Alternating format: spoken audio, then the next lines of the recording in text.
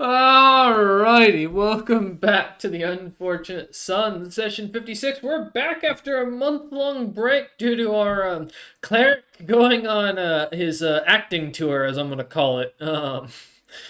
Kesnok is, for those who don't know, is a well-known movie star. Thankfully, in the younger generation here, so he's definitely not on those evil lists that the people are talking about these days, thankfully. But he may or may not be involved in voice acting for like stuff such as SpongeBob and such. Who knows? Watch that one day be true, and this is the callback to it. Hey, wouldn't that be crazy? Hey, if they call you up, bro, 100%, you gotta take it. You got Yes, to I look for mean, it.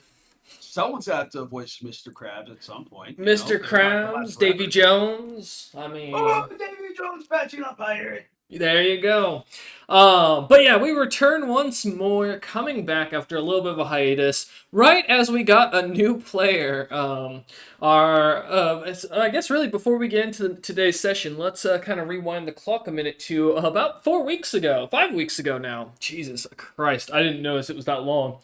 Um, but yeah, last time we left off, the party had returned back from the glorious trials by Zebril and his island, having managed to not only succeed in what they came to achieve, but learn quite a lot of lore about themselves and their party mates overall.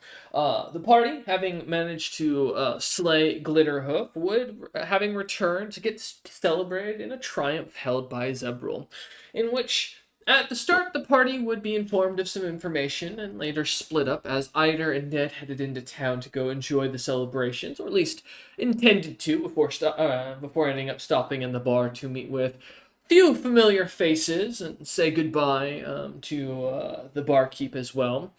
Um, Kez and Dom would have a heart to heart about the current situation, their beliefs, and future party issues, in which Kez assured Dom that things would come as they came and they would deal with him when that was the time, not giving Dom much confidence in the situation, but for the time being, there was not much else that could be done. As the two would, after a quick scare from Ned's snake ice, would manage or end up heading out into the town to join the other two and see what was going on.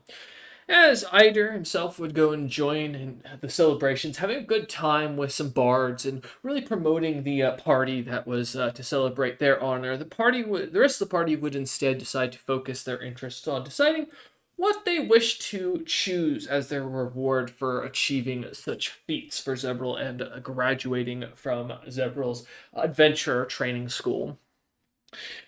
Thus, with that, the rest of the party would find themselves heading down a quiet alley to sit and relax, ignoring all of the DM's attempts to tell them anything about what was coming up, plot points to kind of get their appetites whetted, or really, anything the DM at all was trying to push. Because God forbid we focus on anything but a fucking boon. And yes, I'm looking at Kesnanok. I Okay. mean, we may celebrate you for your acting ability, but you're still a shithead for that. For what? Bard's telling him about his future. I don't want to fucking hear my future. Go away. Not forgetting that motherfucker. But I digress. As the party chose instead to focus on the boon, Eider would instead choose to enjoy the party, learning quite a bit, and then later finding himself scouted by a couple members of an elite organization led by Zebril's forces. As Eider would meet with them, he would, after a brief moment, rejoin the party to begin heading up to the castle itself to enjoy Zebril's feast that he was holding in their honor and bringing a bunch of representatives there to meet with them. There, the party would meet their next ride, Utval having arrived in the city and managing to apparently be confirmed on a contract with the House of Svant. We would see the great and grand reunion of Domnander and Utval, the stepbrothers to one another from two unique backgrounds, and having been mercenaries together for a few months previously. Technically, Domnander still being a recognized member of the Mercenary Corps. But as the party found out that not only would Utveld be leading or taking them on their ride, but also that they had been contracted by the House of Svet to steal something from Dragon's Crown, a seemingly artifact of some sort, although they were told they'd be informed more of what they were grabbing when they arrived. The party naturally felt very suspicious of the situation and did not trust the DM whatsoever with or the House of Svant, a well-known and famous, well, not well-known, more well-known now amongst the parties, but not to the world, but a famous vampire house, one said to be quite old, in fact.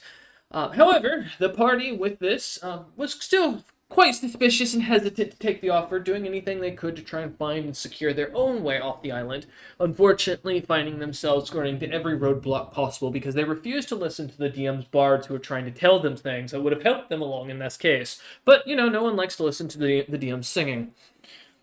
The daggers are still being glared at you, Kez.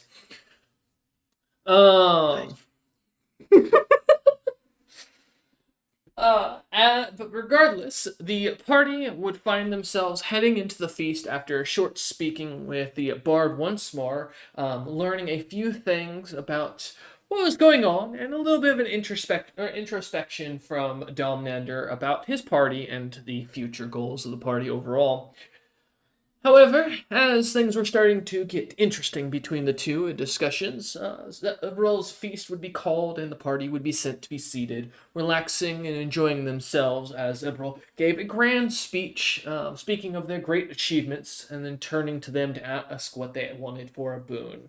In the end, the party decided quite quickly at the last minute to go with the decision of taking a favor when they were in their most dire straits. Zebril, being the gracious host he was, accepted such a obscured boon and decided to allow this and move on with the night. Next, celebrating the Eider's own achievements, Zebril would extend his offer to Eider to join a holy order under his domain, in which they were dedicated to fighting the deep spawn that the party had already faced off with before. Eider, who at the time felt slightly disingenuated with the party due to their lack of interest in partying and other such parts of the adventure, chose instead to take on the greater good, as though this group had their own story, Eider had finally recognized that a grander tale was playing out, one in which the stakes were much higher, and chose to move on from the party for the time being. Thankfully, as Eider would leave, the party would find themselves being almost afterwards, ending or coming to an end with the session as they said their goodbyes, and already having their route secured, the party pretty much had nothing other to decide other than to basically wait till the next session. Thus, we return back now to the current session. However, before we get into that, I also have to cover the other parts, the 7 months worth of downtime which the party had taken.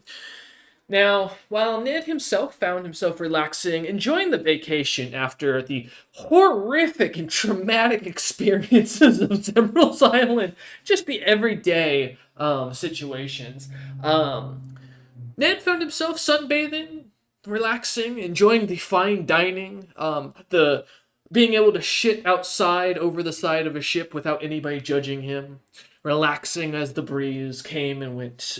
Great time. Domnander would find themselves hibernating, though coming out transformed and more gloomish. Dom would thankfully be able to get the chance to train a few feats before finally finding themselves as well, kind of relaxing in those last. I think it was the last week. I don't know if you used all your weeks. I know one of you didn't use all your weeks. Was it just? It might have been just Ed. Anyways, moving on. I can't recall, Domnander. You might want to check because I don't know if I asked you about that. I believe I used all of my weeks. Then it might have been just Ned. Okay, cool. Want to make sure. And then, of course, Kez himself also managing to train up some feats of his own in the background, learning a few things about his divine magic and putting more into his own healing abilities as he worked on the crew. Unfortunately for the party, as the 7 months went on, Bloodfell did not have a smith smith, someone who maintains equipment, an individual who is capable with tools, at least not one who is being allowed to work on the party's own items. Thus, anybody here of the party members who have non-magical items, please in the background give me a d20 roll with no bonuses. Um, Non-magical items just being like any equipment Correct. that is. Okay. As magical items will not degrade, thankfully. At least for the high quality ones you guys all have. Thank you, Eider, for your great craftsmanship back in the day. However, as unfortunately, many of you do not have the crafting skills or background to maintain your own equipment. Your equipment will be losing durability points over the next 7 months. And this is for non-magical equipment or Correct. magical? Only non-magical equipment. Is it like weapons, armor, or just like anything? That's Only it is non-magical? only weapons and armor, and general items, I should say. Like if you have something that you'd use day to day for like adventuring, pickaxes, shovels, tools, stuff like that. Okay. Because I was gonna say I don't think Dom has any armor and weapons that aren't magical, but I have like my starting equipment stuff, so I can roll for that. Yeah, actually, I don't think I have anything that I consistently use that isn't magical. Double check. If it's not stored in your bag of holding, to make very clear, because stuff stored in there will of course not be affected too. Well done. Oh, okay, that's also good I to got know. bad news for you. Yeah, no, don't worry. I'm just gonna lose some stuff. So your equipment, I don't use all of too your often. non-magical equipment is on 10% of its natural health. For reference, for durability. Now. Okay. Wonderful. No, I am all good. Okay. I don't think Ned Yeah, has... I don't think I had anything non-magical. My shield used to be, but I have since worked on it. That's true. Okay. Guys, my bedroll's at 10%. I'm gonna have to sleep on the ground. You've been sleeping on a bedroll on this airship? I will also I don't say... You still have a bedroll? Yeah. I forgot, Ned, that you lost. Ned used his as a script roll. Never forget the great writing episode. Remember, everyone, bedrolls make. I don't know that anything's ever captured a werewolf so well, though. Yeah, it's true. But yes, as you feel over the next 7 months, your equipment does find itself quite degrading over time. And as a heads up, for your own knowledge, your magic items will start to degrade as well. It does take much longer, and it does depend on the quality itself, but they will begin to lose durability as time goes on. You do all have, I think, mostly artifacts, thanks again to Eider's high crafting ability, so it will take a minute, but just keep that in mind as time goes on.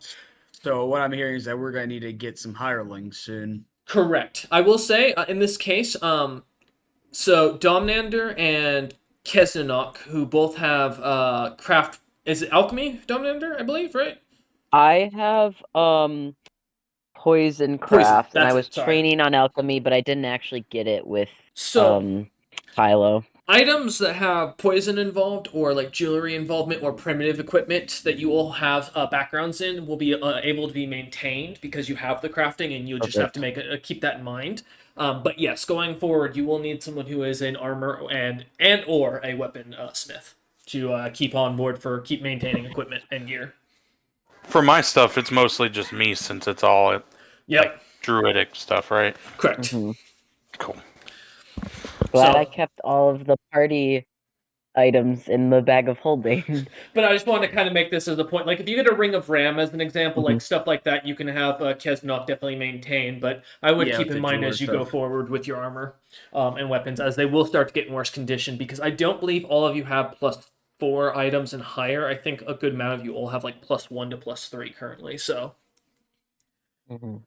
But with that, as the 7 months go on, as you find yourselves training, relaxing, enjoying your vacations, watching the beautiful waves down below on this airship as you lot find yourself, it's not a big airship, but it is somewhat cramped for the crew it has. It is built for fire giants, thankfully, so, very tall doorways, nothing you guys have to duck under for once, which is quite nice, I imagine, for many of you.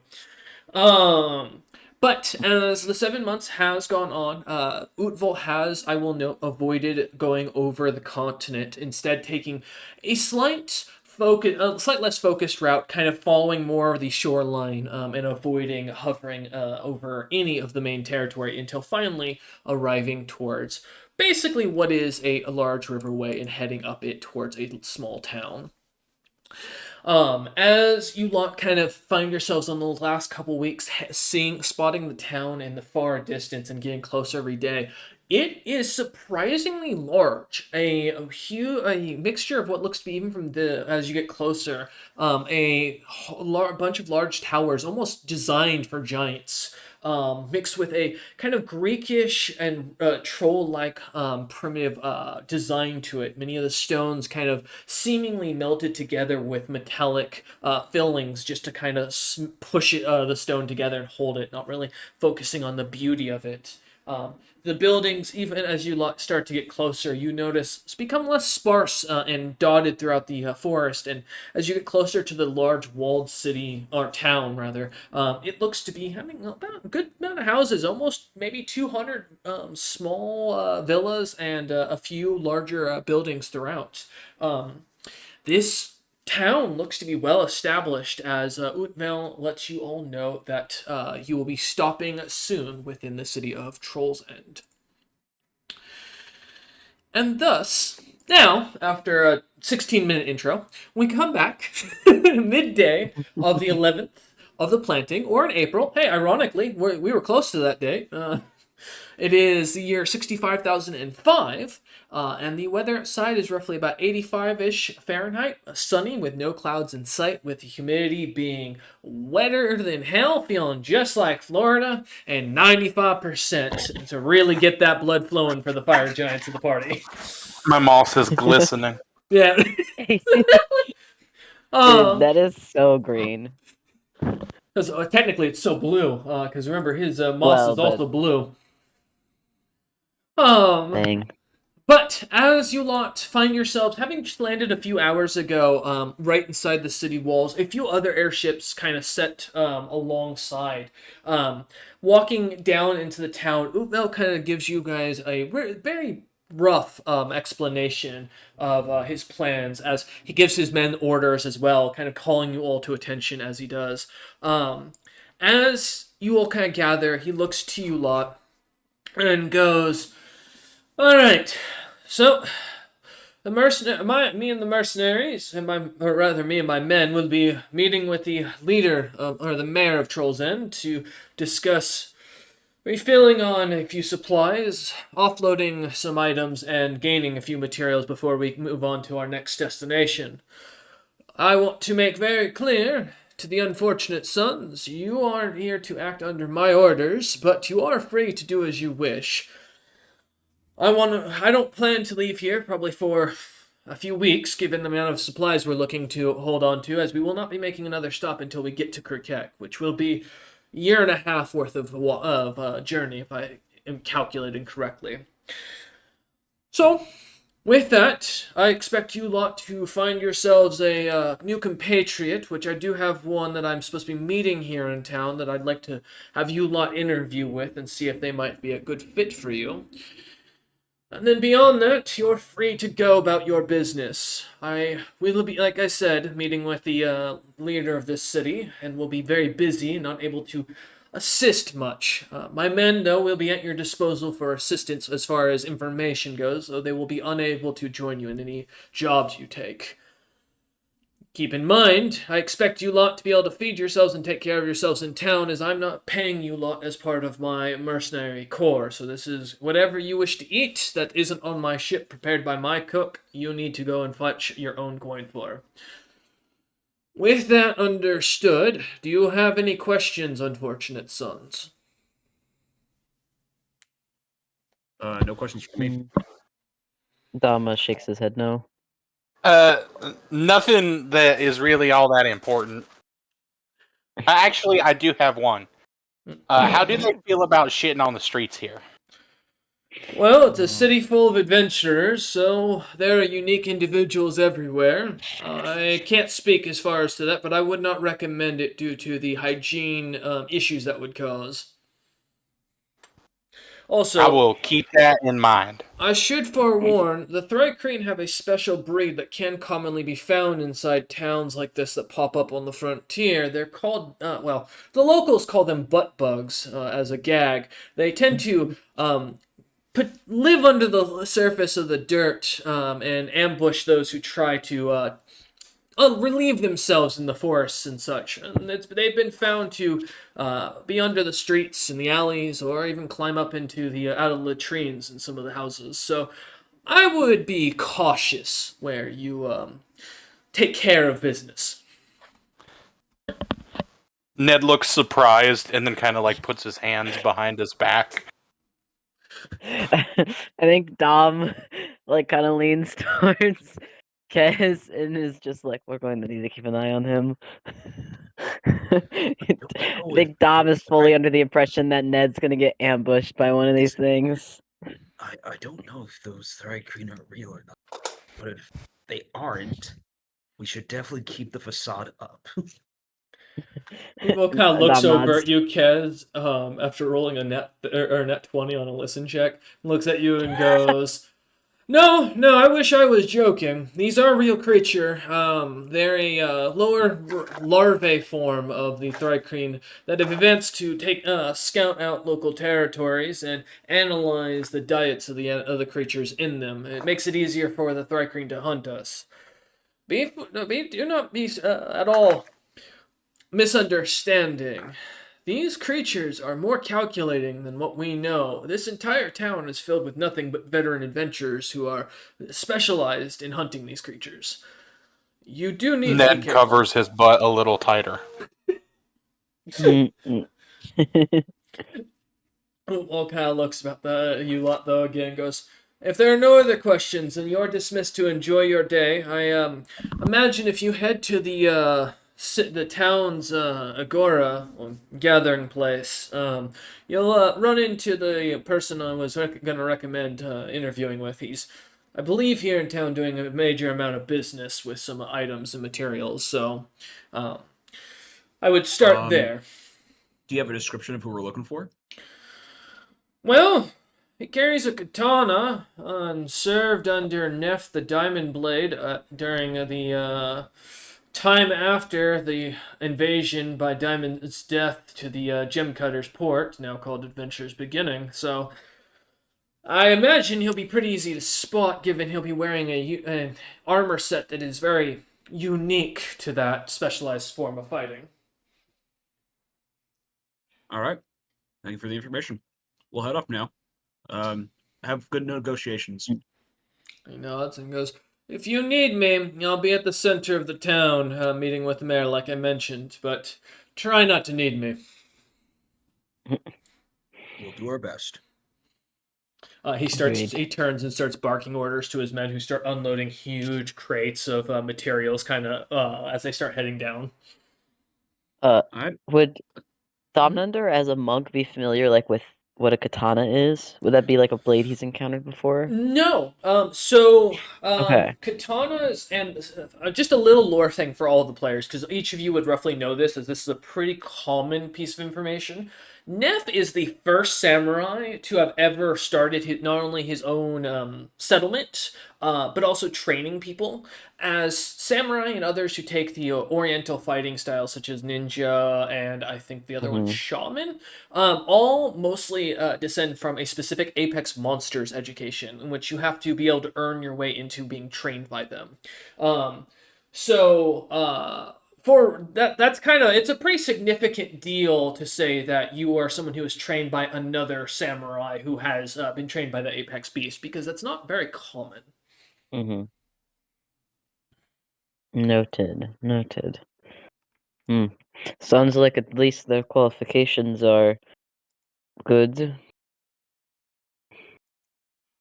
I don't know if Dom would know anything more about. Can I roll to see if I would know anything more about Yeah, Neff the Diamond Blade? give me, Or like well, any. I will say you met Neff. Yes. I Like, guess you more met him, about the you like. fought alongside him actually, and you saw as two of his commanders were killed. Yeah. Oh wait. Yeah, you remember way back when Okay. the boar and the cat, as well the beast folk group? Yep. Yeah, that was Neff and his mercenary corps. You guys actually fought alongside him.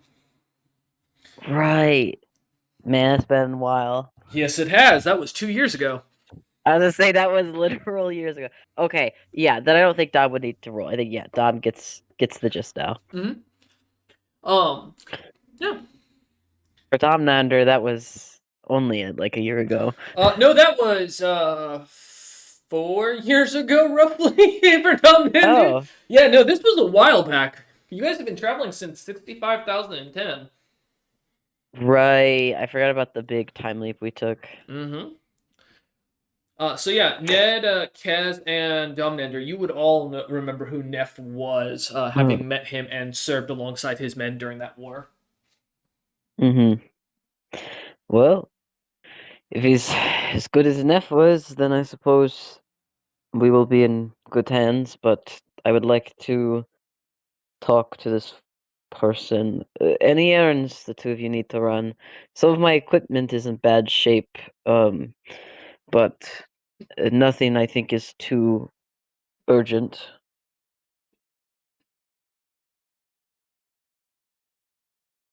As Domnander looks to Ned and Kez and all. I'd like to see if maybe they have any interesting monster parts while we're here, but nothing That's too important. I would agree. Selling off some of the equipment we don't need and parts we don't need to clear up space will be good. Uh, I don't think my Thrycreen parts will be of much demand. I'm sure they have a good market of that, but hmm. It also would not hurt to maybe look if they have any jobs that are in need of doing while we're here the few weeks.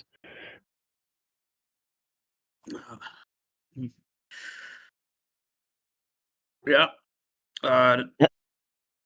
Yeah. As Kez just looks on into You the good, town, Kez? kind of like rubbing his chin as he's like just nodding along. Yeah. Trying to Kez, look wise, what are like you that's not eating? like the only decision to make. I look over at Dom and I'm like, it's a great idea. well, maybe his guide started talking to him. that is Uh-huh. right. Yeah, uh-huh. Okay. Tom's gonna start walking to where we were told to look Sometimes for this the guy. helps, and that'll like reach out to just slap Kez lightly. No, I was listening.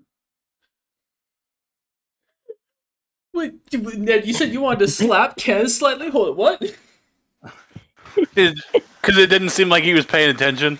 Just gonna smack. Yeah, as you I'm kind of go to walking. raise your hand, you see Kez suddenly like turns and looks at you like and stares at you, seeing what you're about if you're gonna do it still. Just giving you like 1,000-yard glare.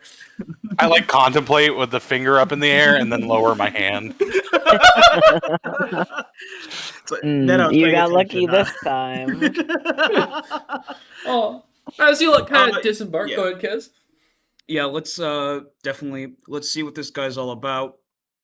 Then we'll see if there's any kind of jobs we can do around town, or if we can go out, maybe see what these bugs are all about. I know they're I dangerous, but dangerous bugs are good for training. I have limited experience from the previous time I was here in Olimia, but not for long and not this area. I've been studying in my free time, but I would like to get more information while we're here if possible, before we go out into the wilderness.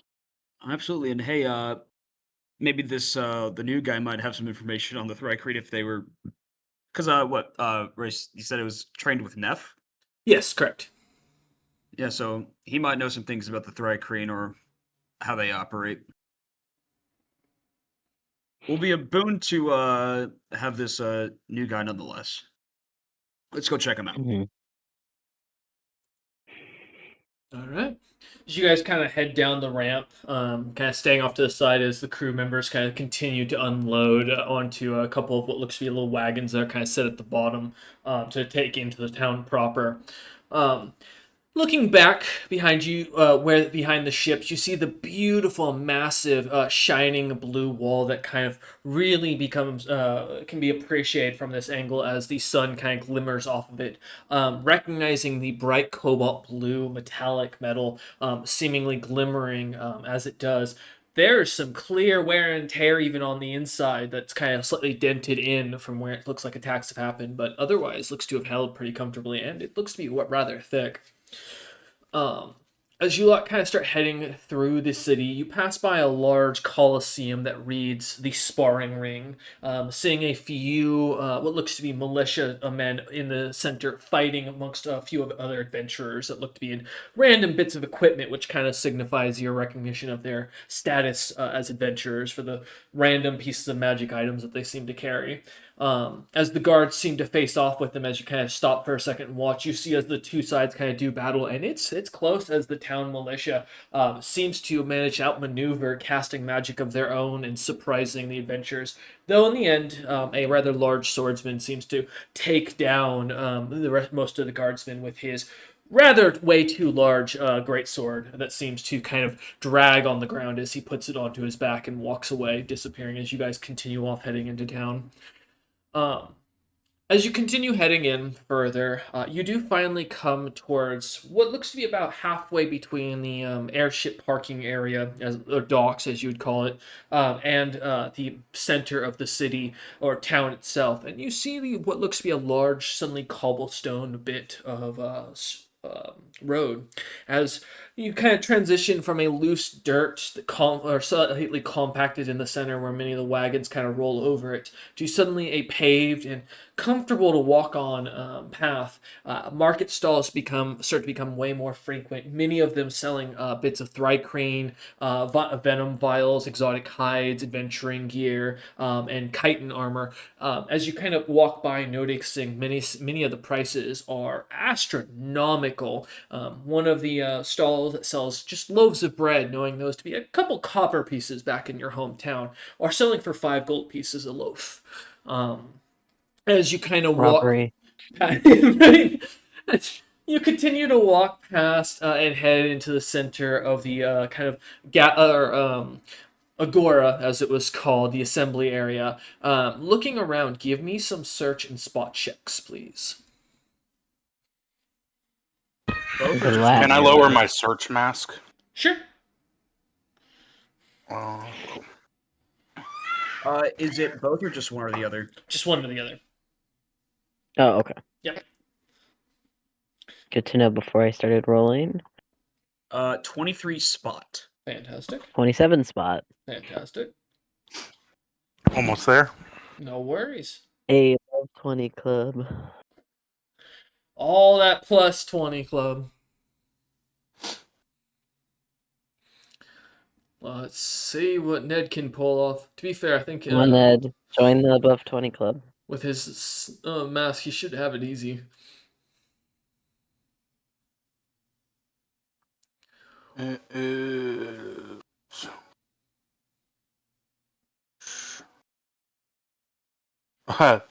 Well, I rolled a 2, so a total of a 15.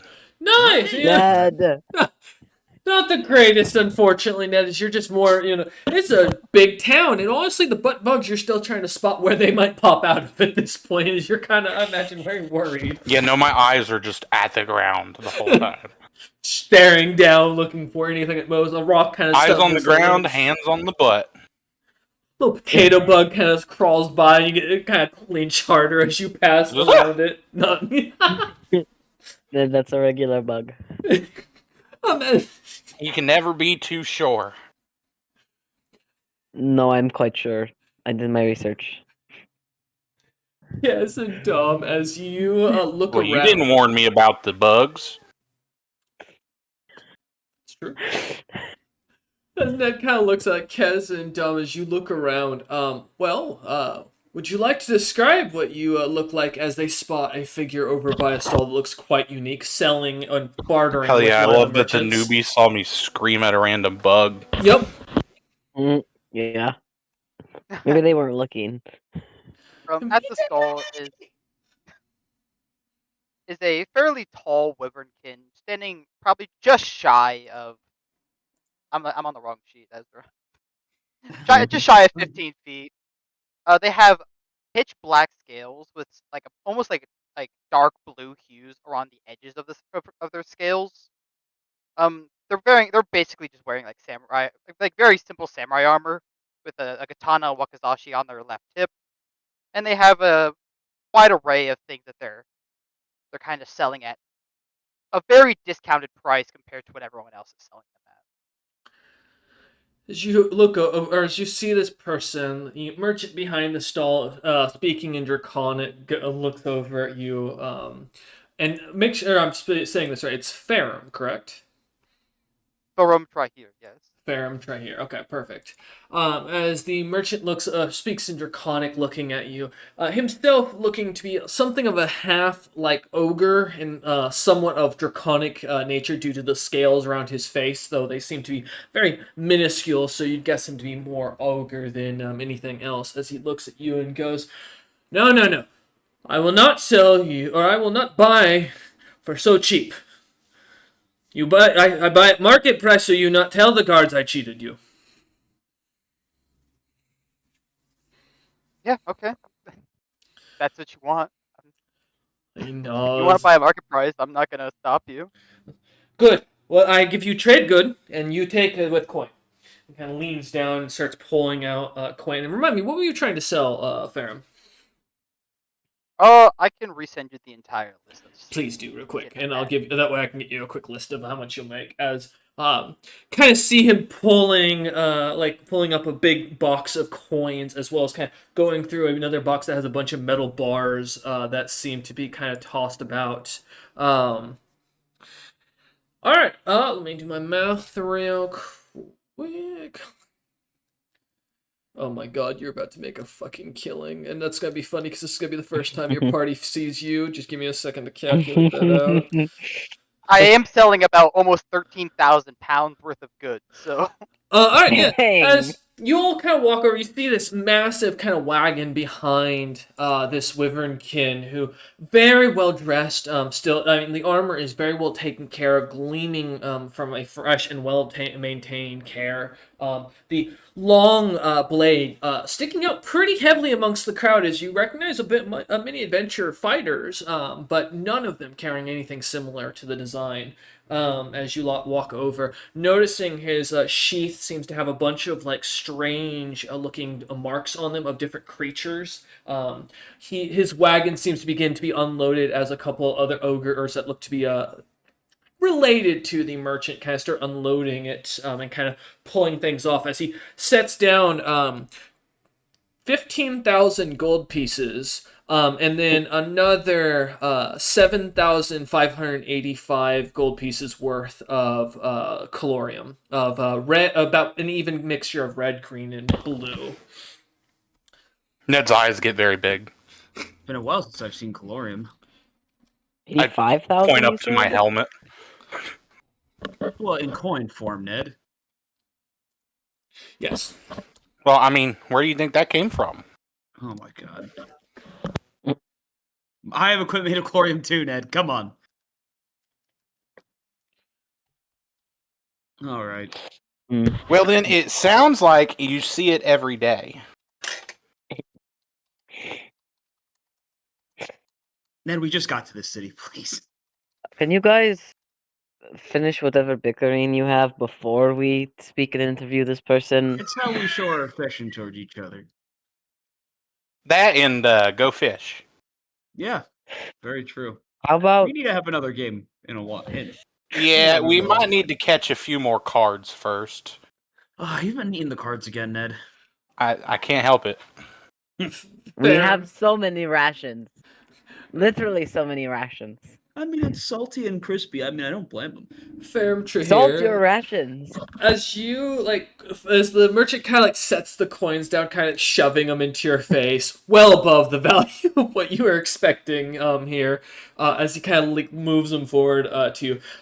You do hear some people talking behind you in common that seem to be quite loud, and as you kind of catch the word about something like go fish and catching fish, as you turn around and see, well, First, the most normal of the lot, a very beautiful, young-looking man who's very effeminate in his fire giant appearance. Looking slightly medium, about what? It's like 6.5 feet tall. What was it? 6 feet tall? I believe I'm 9 because I am Oh, large. that's right. You're 9 feet. That's right, because you are large. I always forget. I keep thinking you're medium. Yep, everyone does. It's his petite feminine energy. It is. Yeah. It's the strong power bottom energy coming. Yeah, recognizing the large symbol of El Ugbo upon his armor, his really wicked-looking hammer that looks to have some strange creature's skull for the hammerhead with giant demon horns coming off of it. This dude looks intimidating for the femboy he is. Looking, a bone crown. he does also have a bone crown. As you look to the side of him, the second most normal, as you see what you'd guess to be a half giant, half gloom dragon, maybe some sort of brown dragon. It's hard to tell given the coloration of the scales are kind of sickly looking, and it could be just a mixture of whatever giant this is, but looks to be a fire giant mixed with some sort of dragon kind of looking back at you with their thankfully no wings sticking out or anything, but definitely an abomination of a creature from your own perspective of seeing a mixture of that combination. The last one that looks the least a bit normal is what I can only describe as a giant blue gorilla. That looks like he's about the same size as the other two, slightly a little bit larger than Kez, but slightly smaller or shorter than Domnander, and looks to be covered in just blue hair, a large stick kind of as a walking stick that has bits of animal carcasses kind of shoved into it in an artistic pattern with different carvings and such, bits of bone fragment kind of hanging off of it, like a true wild shaman, who, as you look at him, he's kind of holding his butt with one hand and seems to be like kind of clenching or like walking like he's clenching his cheeks awkwardly alongside his party members. As you see these two, as you look, or see these three as you look back.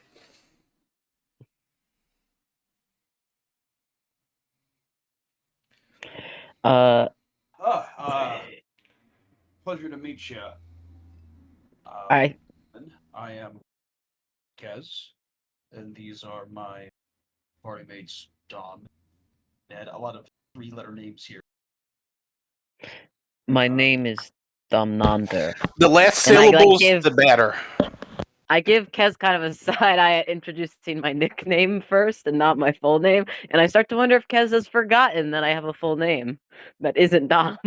Well, I didn't go by my full name, and also it's always a good idea to never give your full name to anyone. Uh-oh. Also, did we? Do I just Cross tell the- people my name is In?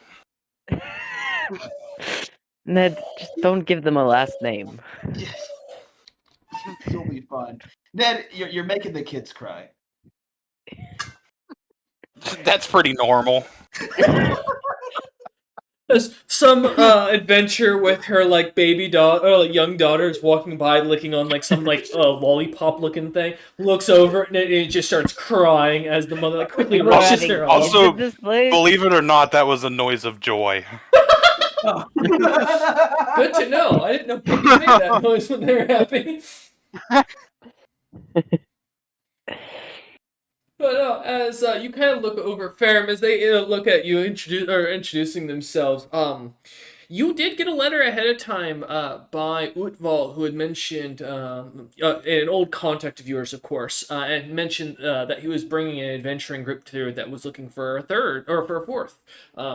As you realize it's this crew, I mean, you recall hearing about this group being called the Fortunate Sons, the famous adventuring party who's like taken down a whole nation by themselves, as well as traveled the multiple planes, the wealthiest and most successful adventurers in history.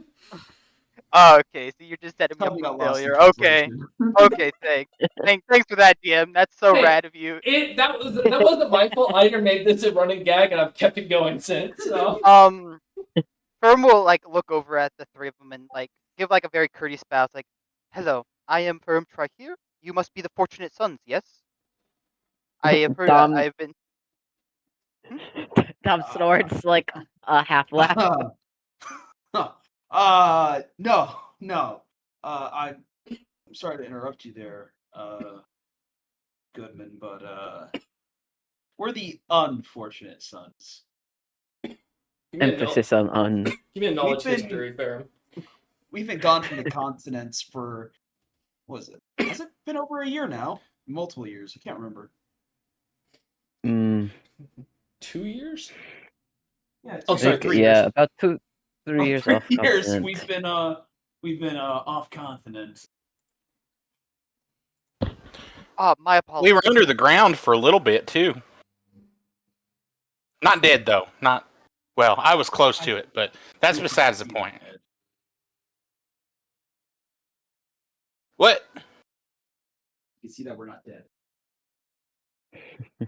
I came close to it. We all did. I think most adventurers come close to death. Many times. But yes. So Ferrum? Was it? Ferrum here. Yes. Sorry for the confusion. We're not the famed fortunate sons. But we'd still like to sign you on. Yes, At no least worries. after we talk to you for a little bit, want to make sure we don't have someone nefarious signing on with us. So maybe just like a little conversation amongst the group. We heard you Okay. trained under Neff the Diamond Blade. That is quite an achievement, if true. We Yes, fought I am- alongside him briefly in the past. Yes, I trained under Neff, the Diamond Blade. I am part of the Cran Clan, Mercenaries Hollow.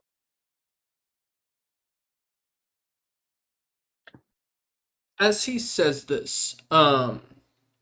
the three of you recall, Neff was also part of that same clan, supposedly.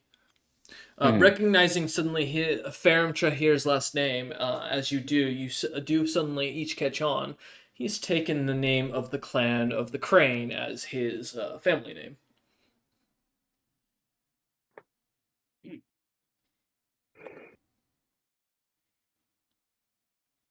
What kind of what exploits have you gone up to? Not too many people get as strong as us by sitting around at port all day. What kind of things have you got on your list of accomplishments? I like to now imagine that this is now an actual interview where you're sitting across from me in a tuxedo with Yeah. like a notepad in front of you, and you're like, so Just, tell me, where do you What are see your yourself in strengths and 5 years? weaknesses? yeah, Yeah, we Tom's cut to writing like in his Just nice. sitting in the corner, smiling at you. 5 minutes Yeah, later, the Dom's just- tavern awkwardly as this is like gotten suddenly quiet with a really What would you say stickly your looking strengths are? office light We hanging somehow over. all have suits on, Yeah. and you don't. I don't. Like, where You did weren't prepared. You were like, "Oh, fuck, this is a tie event." what? I was just trying to sell some stuff. Alright. I will not lie. I have not done anything as grandiose as I'm sure your adventures or the Fortunate Sons. I have mostly just been traveling the world, taking on odd jobs as a mercenary, some escort missions, kill some bandits, go through some ruins, things of that nature. Nothing grandiose, I would say, at least, in my humble opinion. Ned holds up his hand to like Kez and Dom, and he's like, "I got the next one. How do you feel about pissing off gods?" I raised Dom. my eyebrow. Listen. I'm not saying we do it on purpose. It just tends to happen a lot. I've noticed. Is that something you all do often? More than we'd probably like. Give me a knowledge history if you've got it, Ferrum, real quick. Trahir. I don't think anyone likes to piss off a god. I think more than once is far more than most people would like. Tom I kind of do- looks at that. I do not have knowledge history. No, You sir. do not really. Do you have no? Oh, actually, no. I, Fair. I do not believe. I do not think samurais come with any knowledge. That's fair. Okay. Uh, Disregard then. Well, we don't actively try to earn the ire of deities. Just with our travels, things have happened, and things have just been, well, unfortunate for us from time to time. Thus the name. I see. To answer your question, Ned, I would say I would not actively go out of my way to anger a god, but if it is something that happens naturally, that is outside of my control, but I would still take ownership of it. Ferrum, what would you say is your skill set, specifically in combat, but anything of note outside of it? We lost a smith who was also quite skilled in combat and at being quite defensive. Of course, No, I that's don't think we are. you to be a craftsman or anything, but we do want to know what you're capable of. Exactly. Of course, absolutely. As you can see, I wield both my katana, my wakizashi in combat. I would say I'm fairly fast when it comes to the starting combat. Outside of it, I'm fairly skilled at trap making. Could you give examples of things you've trapped successfully before? And it's wild game.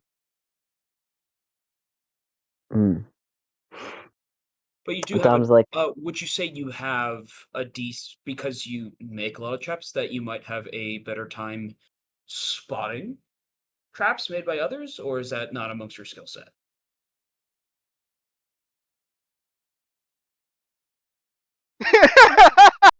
No, I do not. Sorry. Hold on. Not a worry. Sadly, I would say no. I do not. Traps I make, yes, but every person who makes traps does so in very different manners, even though the general concept might be the same. So the way they hide it, it could be vastly different from how I do it myself. Okay. That's perfectly hey, fine. Ned, in due time. I've got a hypothetical for you. Something small, simple. Say you come across, you're in an alleyway in the evening, and you come across a thief who is trying to rob a a random civilian. What do you do in that situation?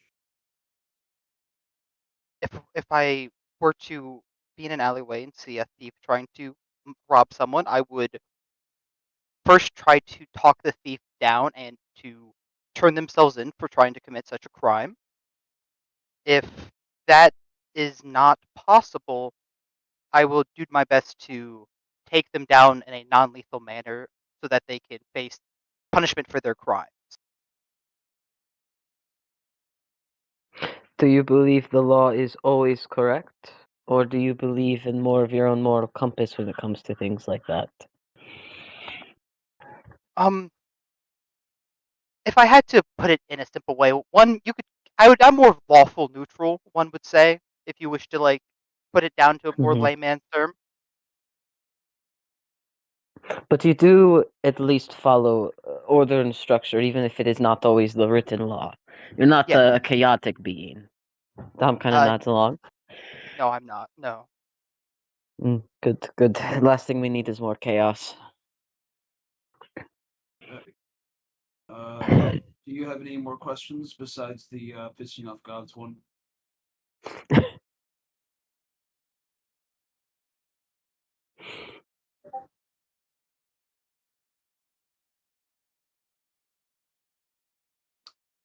Domnander, do you have any more questions? Yes. It is not hard to see that you are Wyvernkin, nor is it hard to see that we are giant. I know the views of our people for each other do not tend to be the most positive, and there is, of course, rumored the talk of dragons and giants going to war. Is that going to be an issue for you, or are you one who is able to see past such don't know a polite way to say this. Discrimination, I suppose. Assumptions. I can see past it. I am a mercenary, so if it comes down to it, I will fight for whoever pays the most.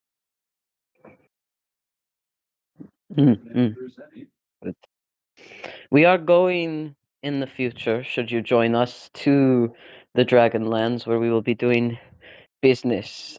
I don't know exactly all that we do. There's a chance we might be fighting your kinsmen. As you said, you are a mercenary. I assume this also won't be an issue. It would not be no. Good.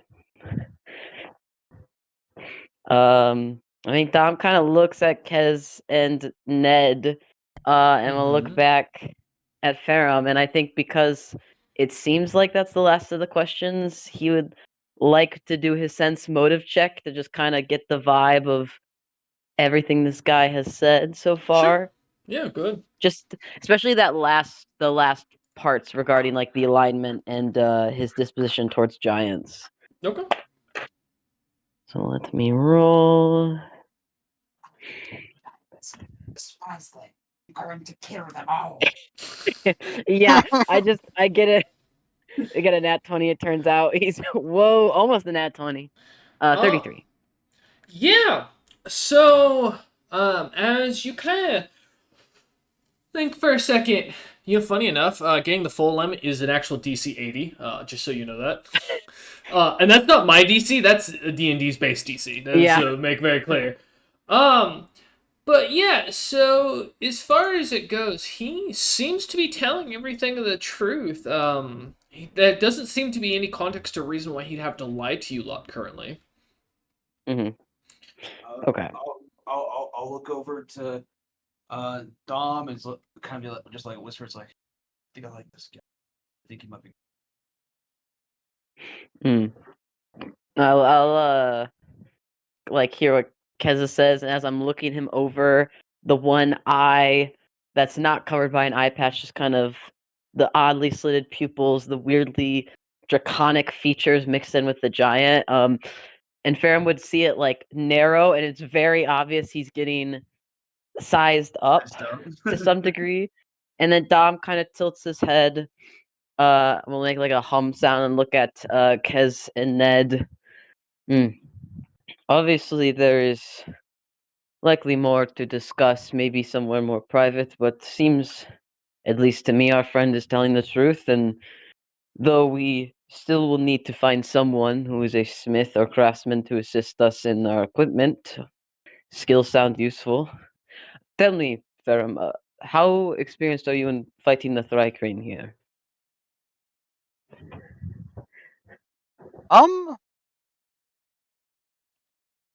Correct that friend comment. What was that, Fair? No, sorry. I got DM from someone. I do apologize Okay. about that. Okay. I guess could I roll? How long would a firm been here before like the so party? yeah, I was gonna say, given your travels and when you left, you've only been here for a few days, so I would say probably not much experience besides the fact that you've seen a lot of Thrycrane be killed in the arena, and watched other people do it who've signed up for fighting it. I'd say otherwise, yeah, most of the jobs right now to go out and kill them, as you saw, are really high paying, and I imagine you weren't thinking you wanted to do that alone. Okay. Firm will look at Domnander and be like, not much. I've only been here for a couple days. As you saw, I was making a trend. I was selling something before, so I did not have much of an opportunity to go around and fight any Thrycrane beforehand. I only have limited experience, so it is not an issue. We are all quite new here. I was more just curious if you had already come up with any traps for Thrycrane. We may be doing some work around here that involves hunting them, and it would be good to have. If you don't already, I would not mind perhaps offering some of my insight in regards to helping you design something. If you need to test poisons, I'm your guy. Dom, who has not been made this offer despite being a poison crafter, kind of looks at Ned like I would have offered it hearing while we were that. flying, but you were asleep. No, Ned, it's okay. This is good information to have. But if you're looking for what it does, that won't be much good. Thank you for the offer.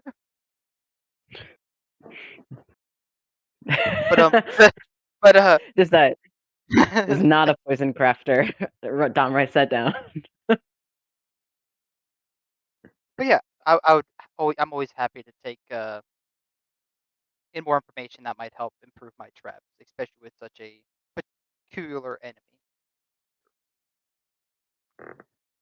Well, Ferrum, I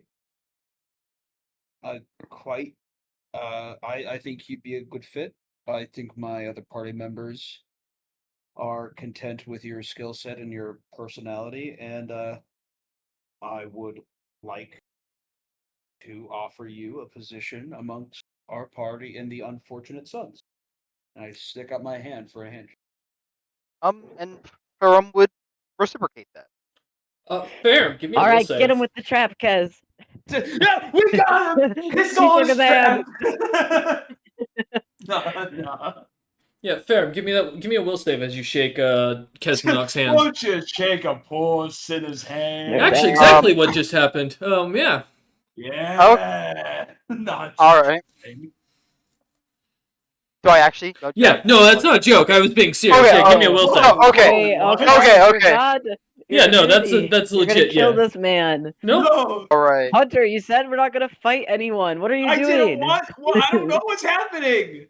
23, boss. 23. You feel your consciousness start to fade for a second as you take Kesnok's hand, and barely managing to keep your mind awake, and as it seems to almost black out for a second for a heartbeat, as you manage to kind of blink for a moment, feel your head kind of get light and woozy. You, as your hand kind of pulls away from Kez's, you feel something start to burn slightly on your chest underneath your armor. What? Did you mark him with cataclysm somehow? What? Are you? I was gonna say, Farum, do you take a look at what's what the burn mark on underneath your armor, or are you gonna wait to inspect that till you're alone? I'll probably do that when I'll probably wait when I'm alone. Okay. This has never happened. That being said, yeah, Firm's gonna look at Kez with like, you can't really tell too well because they have a lizard face, but they weren't too appreciative suddenly being almost blacked out and now burned on the chest. Kez shows a genuine worry in his eyes, very much being of like a what the fuck just happened. Yeah, Dom's also looking at Kez like, what did you do in the 7 months? I That your handshakes hurt people. I learned how to heal better. This shouldn't happen. Did you? What would you have healed in him? I don't know. Kez, do you have gloves? I'm wearing gloves. For those thicker gloves. For those not chatting, give me a either a spot or a search check to see if you notice anybody kind of watching as this goes on. Does that count me as chatting? Yes, I guess you and I are chatting. Yeah, that's why so mainly Ned and Farum. Farum's having his chest burn open. I feel like that at least imposes opportunity attack. Disadvantage. 23. 23, nice. Okay. And I'm doing what again? Spot or search. An 18. 18. Okay. I'm not super well versed in that. You do both notice around 3 figures kind of seem to stop as Kez kind of pulls away suddenly, concern in his eyes. Though they go back to doing what they are doing moments later, you do notice a sudden pause. The first seems to be an individual with very dark skin that's kind of covered with a very brownish-looking cloak. Ned, you recognize this as a troll hide or a troll hide cloak, specifically one known as the troll or the brown eye of the troll. As you can smell the wafting scent in the air. As the individual kind of looks over and kind of walks away, there's nothing else that kind of distinguishes them other than their paws. The second person you notice is somewhat glimmering as they walk along with a militia patrol. It looks like a paladin or a cleric in heavy plate, with a similar symbol to Kez's. However, theirs seems to be a little bit different coloration, being with little black hands that have bloodied fingertips instead of white hands, but still in the same shape as a kite shield. However, at the center of the kite shield looks to be some sort of draconic figure holding a give me this hourglass of sorts. As they kind of seem to stop, the kind of patrol kind of looks over confused and then shakes their head and continues on walking off. Their race, as you kind of notice, looks to be some sort of half giant, although what they're mixed with is kind of hard to tell given they're very heavily looking more of their like stone-ish coloration and ancestry. The third person looks to be a dragonkin of blackened scales that seems to be wearing kind of a black moss-like material, kind of a cloak over him, and carrying a very large metal staff as he kind of walks past about half a street down from you lot, seemingly kind of almost immediately stopping in his tracks and looking over at you lot. His face seemingly very long and beast-like, but his figure slightly hunched over kind of gives away nothing else about him. As he seems to scurry off quite quickly as he seems to notice your eyes catch on to him or catch him, and kind of moves and vanishes into the crowd.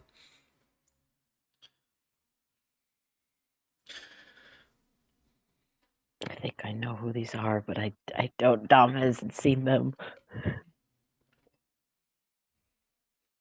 I'll like point out the people or try to do it like sneakily. Okay. Yeah, as you kind of quietly whisper this to the party, or to Kez and Dom, and Farum, you guys kind of eyes kind of glancing. You do notice the figure that was kind of seemingly leaned over and covered in blackened moss seems to vanish. You don't really catch them before they disappear. But the other two, you both kind of clock for a moment before they vanish out of sight. Can Dom roll? Mhm. Well, roll to determine. But can I ask, like, as part of this roll, is this the Fortunate Sons? I can't remember their physical descriptions I can that well when I was confirm, no. researching. Okay, I didn't think so, but I had to double check because it would have been so funny. Yes. So the radio on the ship, or the new the crystal on the ship, you would have heard the Fortunate Sons were last spotted only about 3 months ago in the lands of the Dwarven Kingdom. Okay, too far for them to have gotten here Way without too far. teleportation. Yeah. Got it.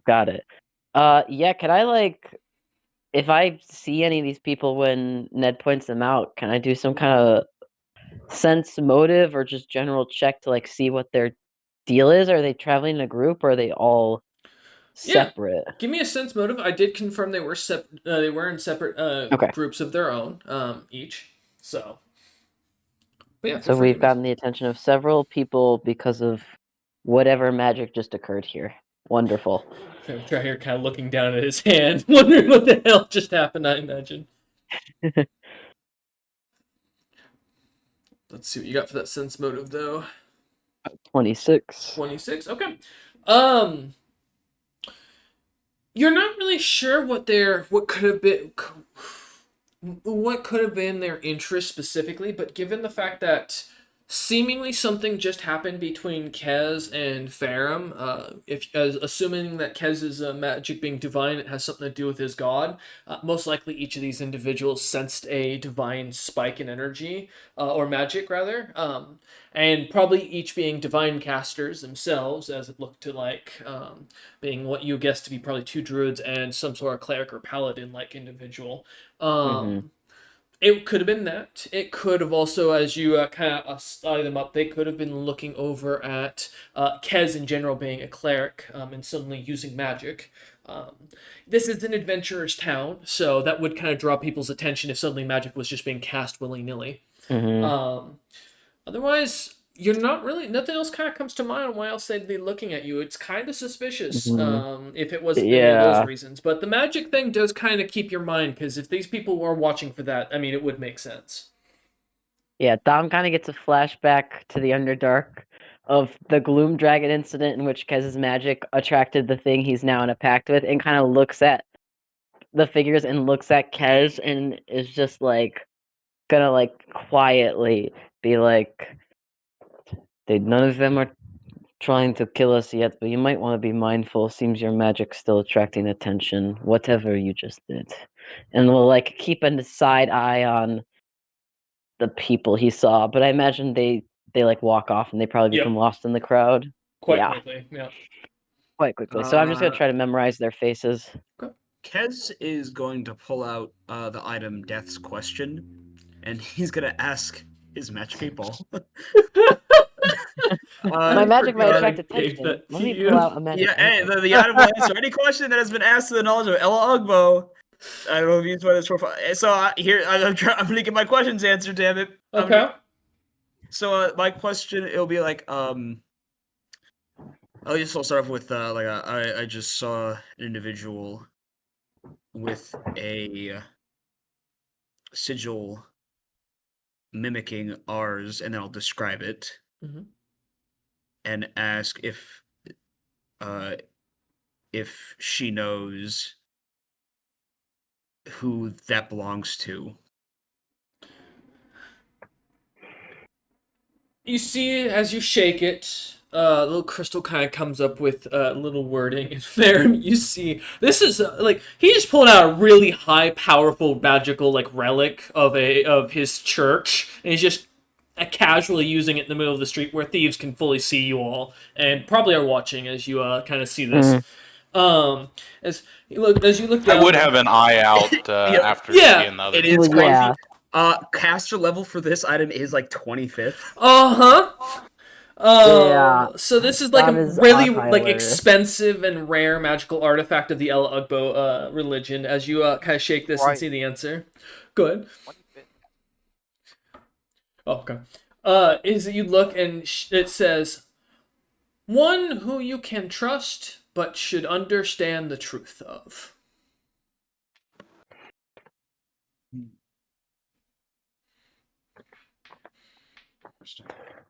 Can Dom N- read that so over instead of- Kez's instead shoulder? You cannot.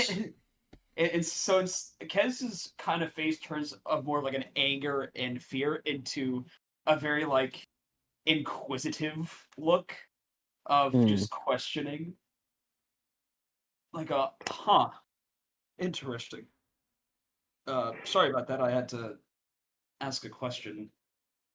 It's my deity. Sorry, guys. I had to answer. I had to ask my magic 8-ball if everything's okay. My magic god artifact. Yeah, let me just My pull magic out my god artifact, smartphone my in this medieval emotional world real support quick. artifact. I Fire had Chat to plug GPT. Google. My Yeah, emotional right. support 8-ball. You know, you're Yeah.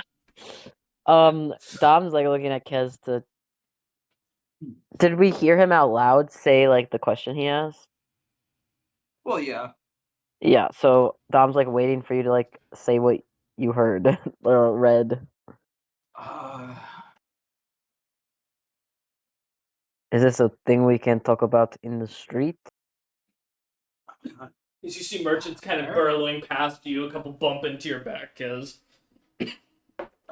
Just whoever that was, at least the person with the sigil, someone I can trust, but I need to understand.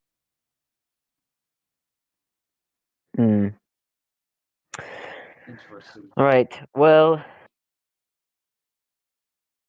perhaps that is a later concern, although I think this incident, and kind of glance over at Ferrum and back at Kez, should maybe be something we try to figure out sooner than later, but perhaps not just in the street. I don't know what happened to you when I shook your hand, but if anything negative has happened, I will work to try to solve that issue. That is very kind of you. Following with what Domnander just said, how did you all arrive to the island? Boat.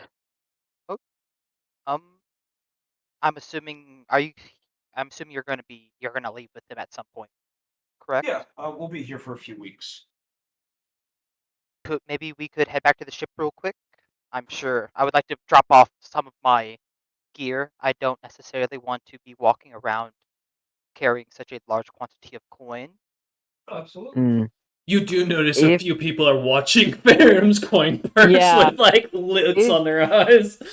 when you feel as though you trust us and are officially part of the group, whatever that entails, most of our party funds, I keep track of in a bag of holding to ensure it is not so easily pickpocketed.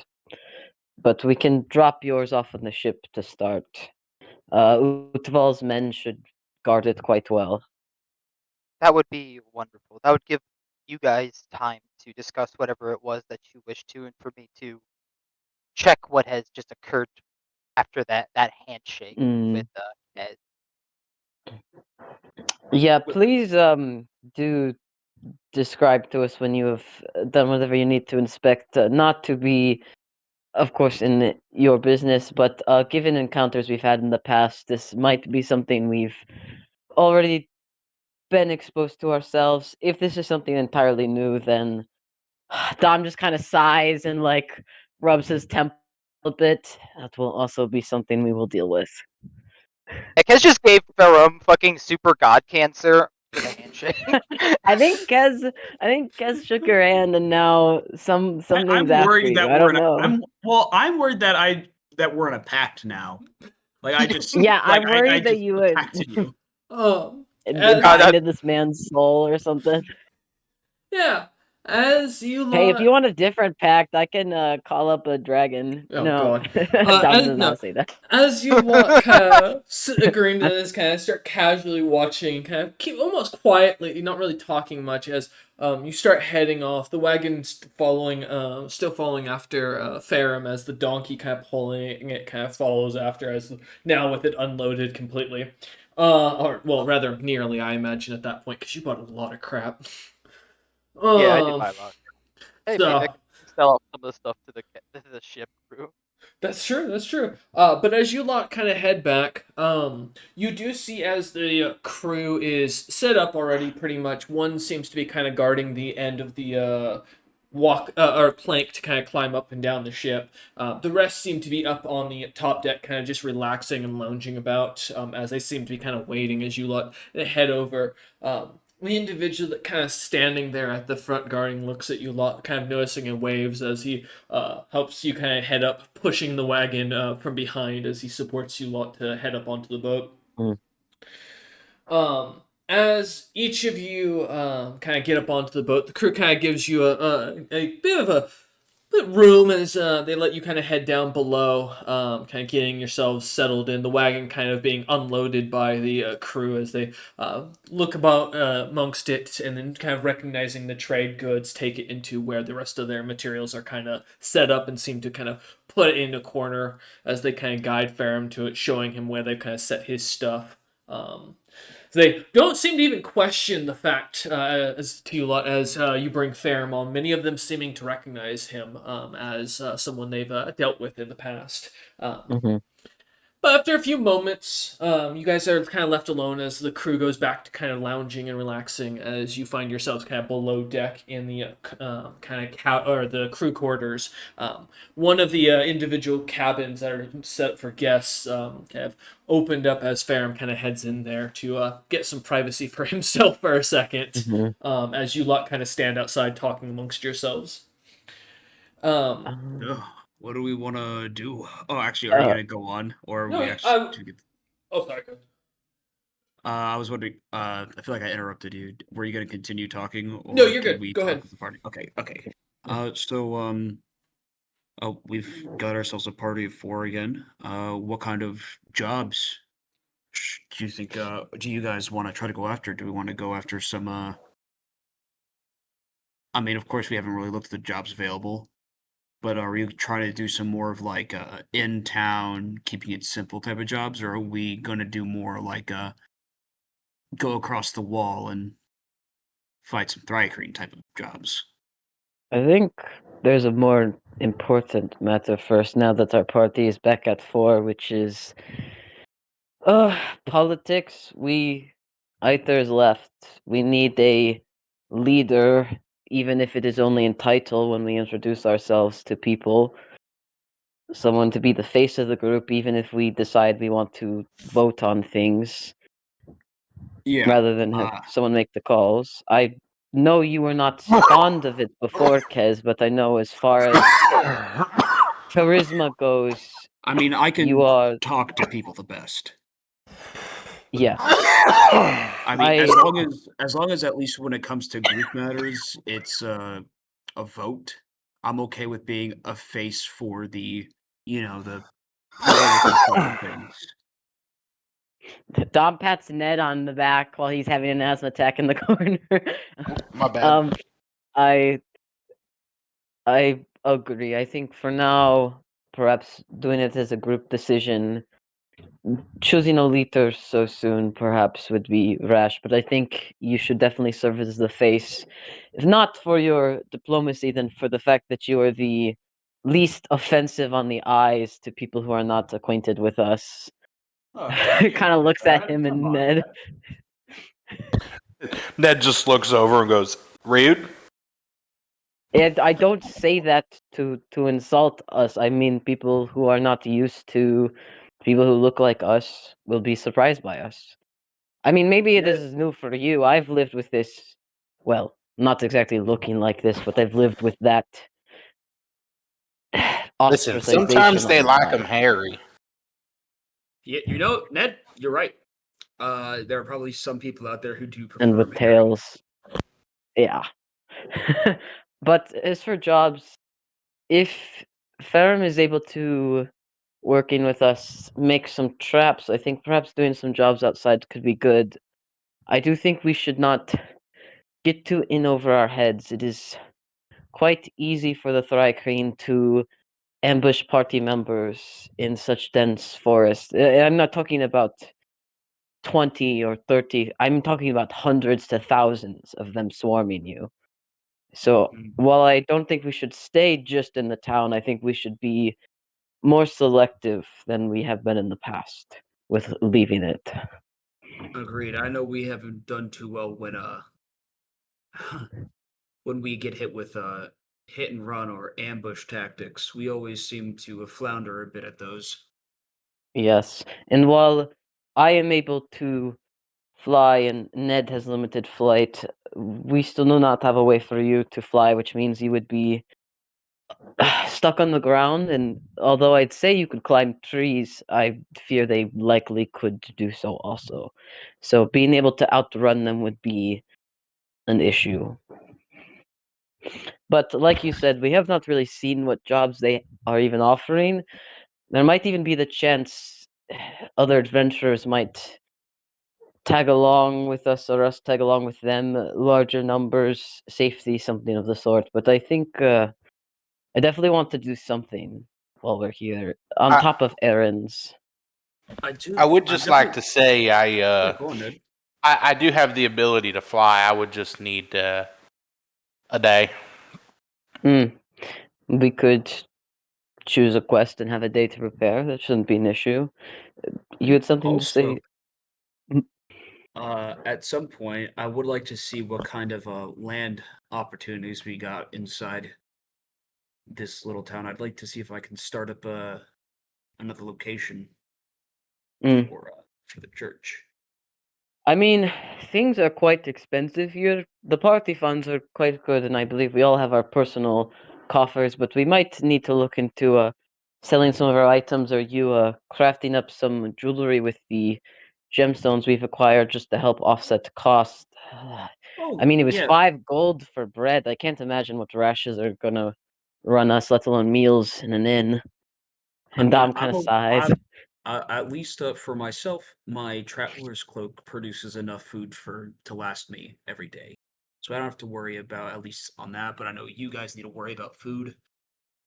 Yeah, mid sentence, Worm's just gonna open the door and just look and look and look at Kez. Is it bad?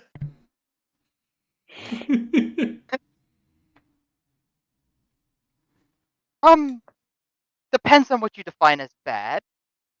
But from the knowledge that I have, I am now in a pact of service with Tom looks at Kez. Nick kind of lets out a big puff of smoke into Kez's face as he's suddenly kind of taken aback, just coughs up a bit. I'm glad I've never shaken your hand. Agreed. I've shaken hands before. This is new. Something happened when we left the Underdark. Kez stares down at his hands, what a concern on his face. I never had a friend like me. You grabbed an item, did you not? Do you think that item has something to do with this? My hammer? He kind of dom glances at Fair. I'm not sure like how much Kez wants to discuss, but yes, or whatever you got from that crypt. It's the only thing recent that you picked up related to your god before we left. I Oh. Huh.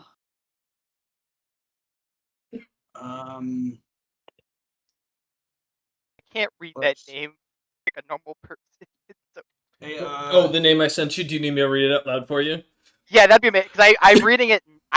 The way I'm saying it in my head is not how it's pronounced. I know Orcusai. it's not. Oh, thank you. Yep. Orcusai.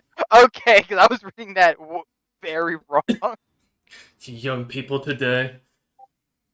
What do you know about these packs of servers? I've never made one before. I haven't seen stuff like it. Well, it seems after we shook our hand, a symbol appeared on my chest. And it seems to have been a symbol that is fairly popular with a cult of Orcusai. Cult What of the hell? who? Orcusai? That's how What I'm the hell pronouncing is it. I don't. that? Can I roll religion? Yeah, give me a knowledge religion for those who are curious. I'm not gonna roll well, but I might. I've got a +9. yeah, you Would knowledge roll- nature do anything for me? Sure, yeah, if you want to try it. I got decent for what my bonus is. 21. 21, okay. Oh, actually, hang on. I forgot that I have a -1 right now. Got to enjoy that temporary boost.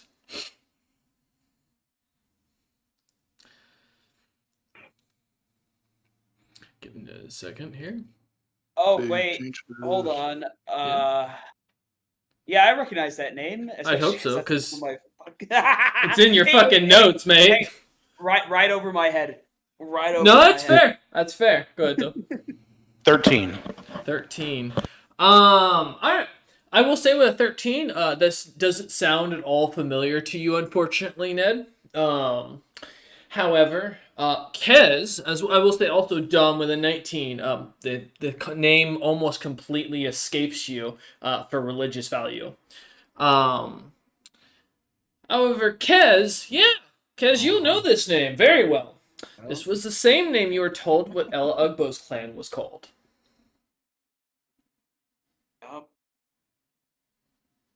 Huh. Yeah, it's also my hammer is now called the Orcusai Arbiter Hammer of Law. Suddenly, Kez looks at the hammers like were carved into it, and suddenly like looks up at the harem and goes into place. Oh. Hey, listen. Yeah. So the Orcusai, if you don't know, is the clan of my god. I just found that out recently. You're good. I didn't know that they had pacts of servitude. That but do you know what happens if like the pact of servitude is like released or how it's released? Could I just be like I release you or something? Like I'm very unfamiliar with how this all works. This has never happened before, like I've said. Ferrum, I will give you it with your roll earlier for your own knowledge. You have seen it happen once before when you were in camp with Neff and his group during a scouting mission in a place I can't speak about because it'll get back to the player who's playing that character, and we're not gonna spoil that yet. Yeah, you did see a member of the cult. He was along as a healer that Neff had kind of hired. I mean, the guy was really well respected by Greg and was very well paid, and he was very good at his job. He healed almost completely in wounds that would have killed any mortal man with ease. In fact, still having many spell slots afterwards. Um, but one night he did seem to talk about feeling himself losing favor with his god. And you remember strangely in the night while you were sleeping, a sudden startle seemed to wake the entire camp, and a massive, seemingly horde of shadowy creatures seemed to appear and charge at the camp while the rest of you rushed to get ready to fight this horde. They seemed to rush through you all, but when they came to the cleric, he seemed to be just completely attacked, seemingly as these shadow creatures seemed to be able to actually hit him and not unfortunately pass through, as he was turned to mush by almost 100 looking dark, large, buffed out, almost like massive strongmen on steroids with axes, like shadow creatures. It was a horrific night of screaming, as you remember it. Incredible precision. Oh yeah, let's go. Perm's just gonna like kind of like give as an empty smile and be like, nothing good, Mm. nothing, nothing good. I can attest to that myself. Is it If so, usual? if it gives you any consolation, I am not gonna force you to do anything. We'll try to figure out a way to unbind you without massive bodily harm. That would be preferable, yes. But yes, I will not. I am not in the business of. Couldn't you ask your thing? I mean, if it's a reaction from just the faith, I don't know.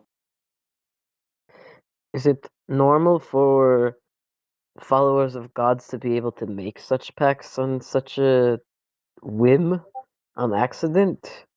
I don't know enough about gods and divinity, but this seems unusual. I mean, this was due to me. Maybe it's because I have another one of the items I've been on the hunt for. Maybe I'm getting. Well, obviously, I guess I'm getting more and more power. Mm. I'd have to be more careful with the people I make deals with in the future. Make deals with, yes. Perhaps if you're going to be the face of our party, you have another way to greet people other than direct physical contact. Maybe I'll start bowing instead of shaking hands.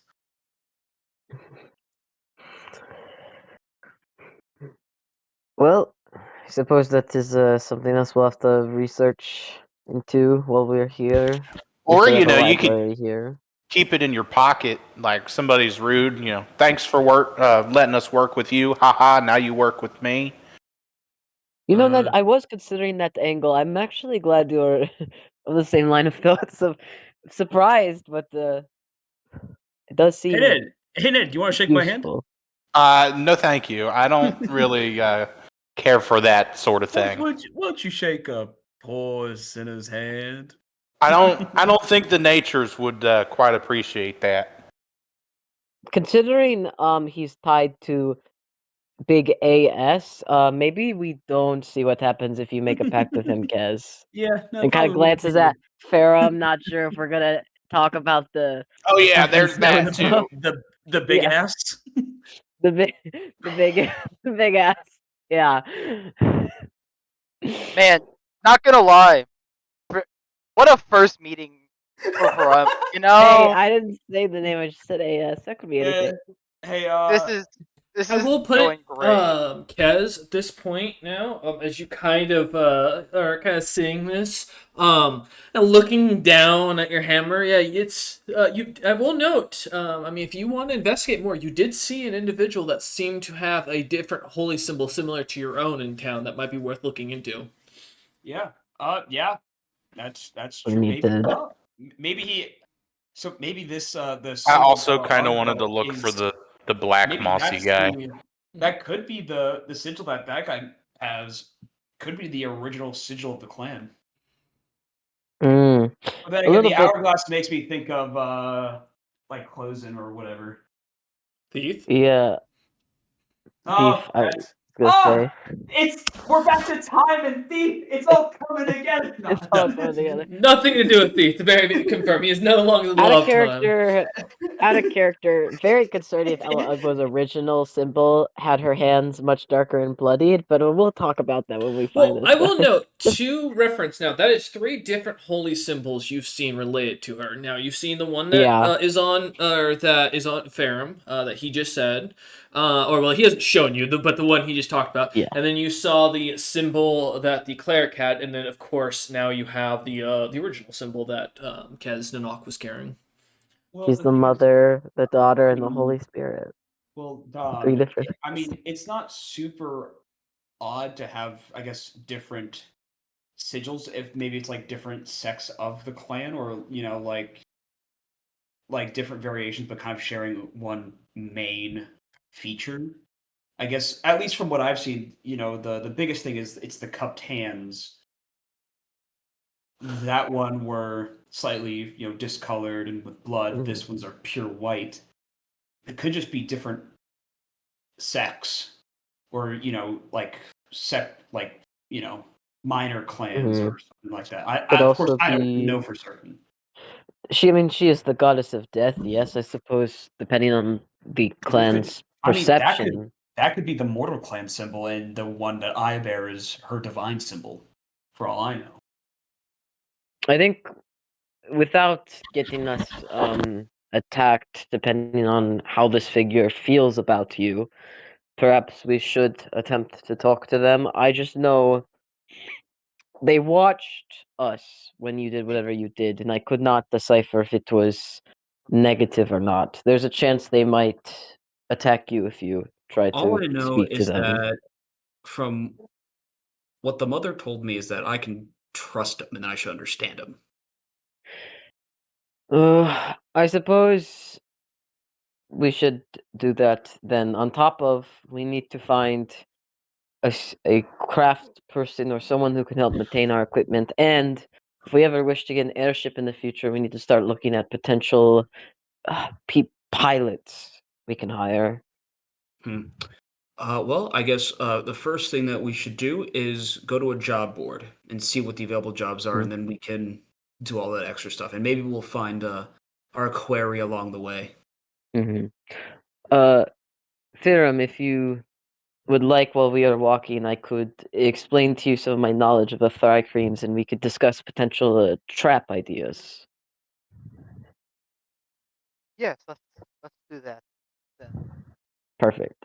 I don't know if this would be a role or not, DM, to try to give basically the downtime I took to get that 1 feat to give off some information to Theorem to help with a concept for a trap.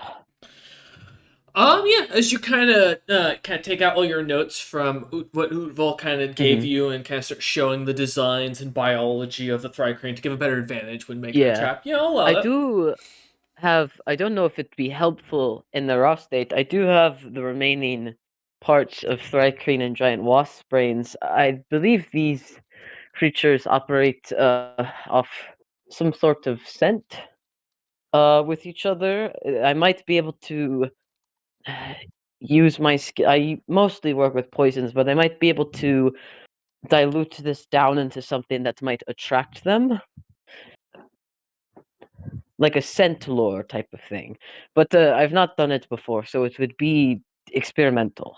And then yeah, Dom will like go through what he knows from what he's been studying. The ambush tactics, the utilizing the terrain, the different variations. Yeah, Ferrum, if you want to go ahead and add for your own note, +2 advantage for any traps you want to make with the intention of catching a Thrycrane. Hell yeah! Intention. Glad my downtime was useful. It was.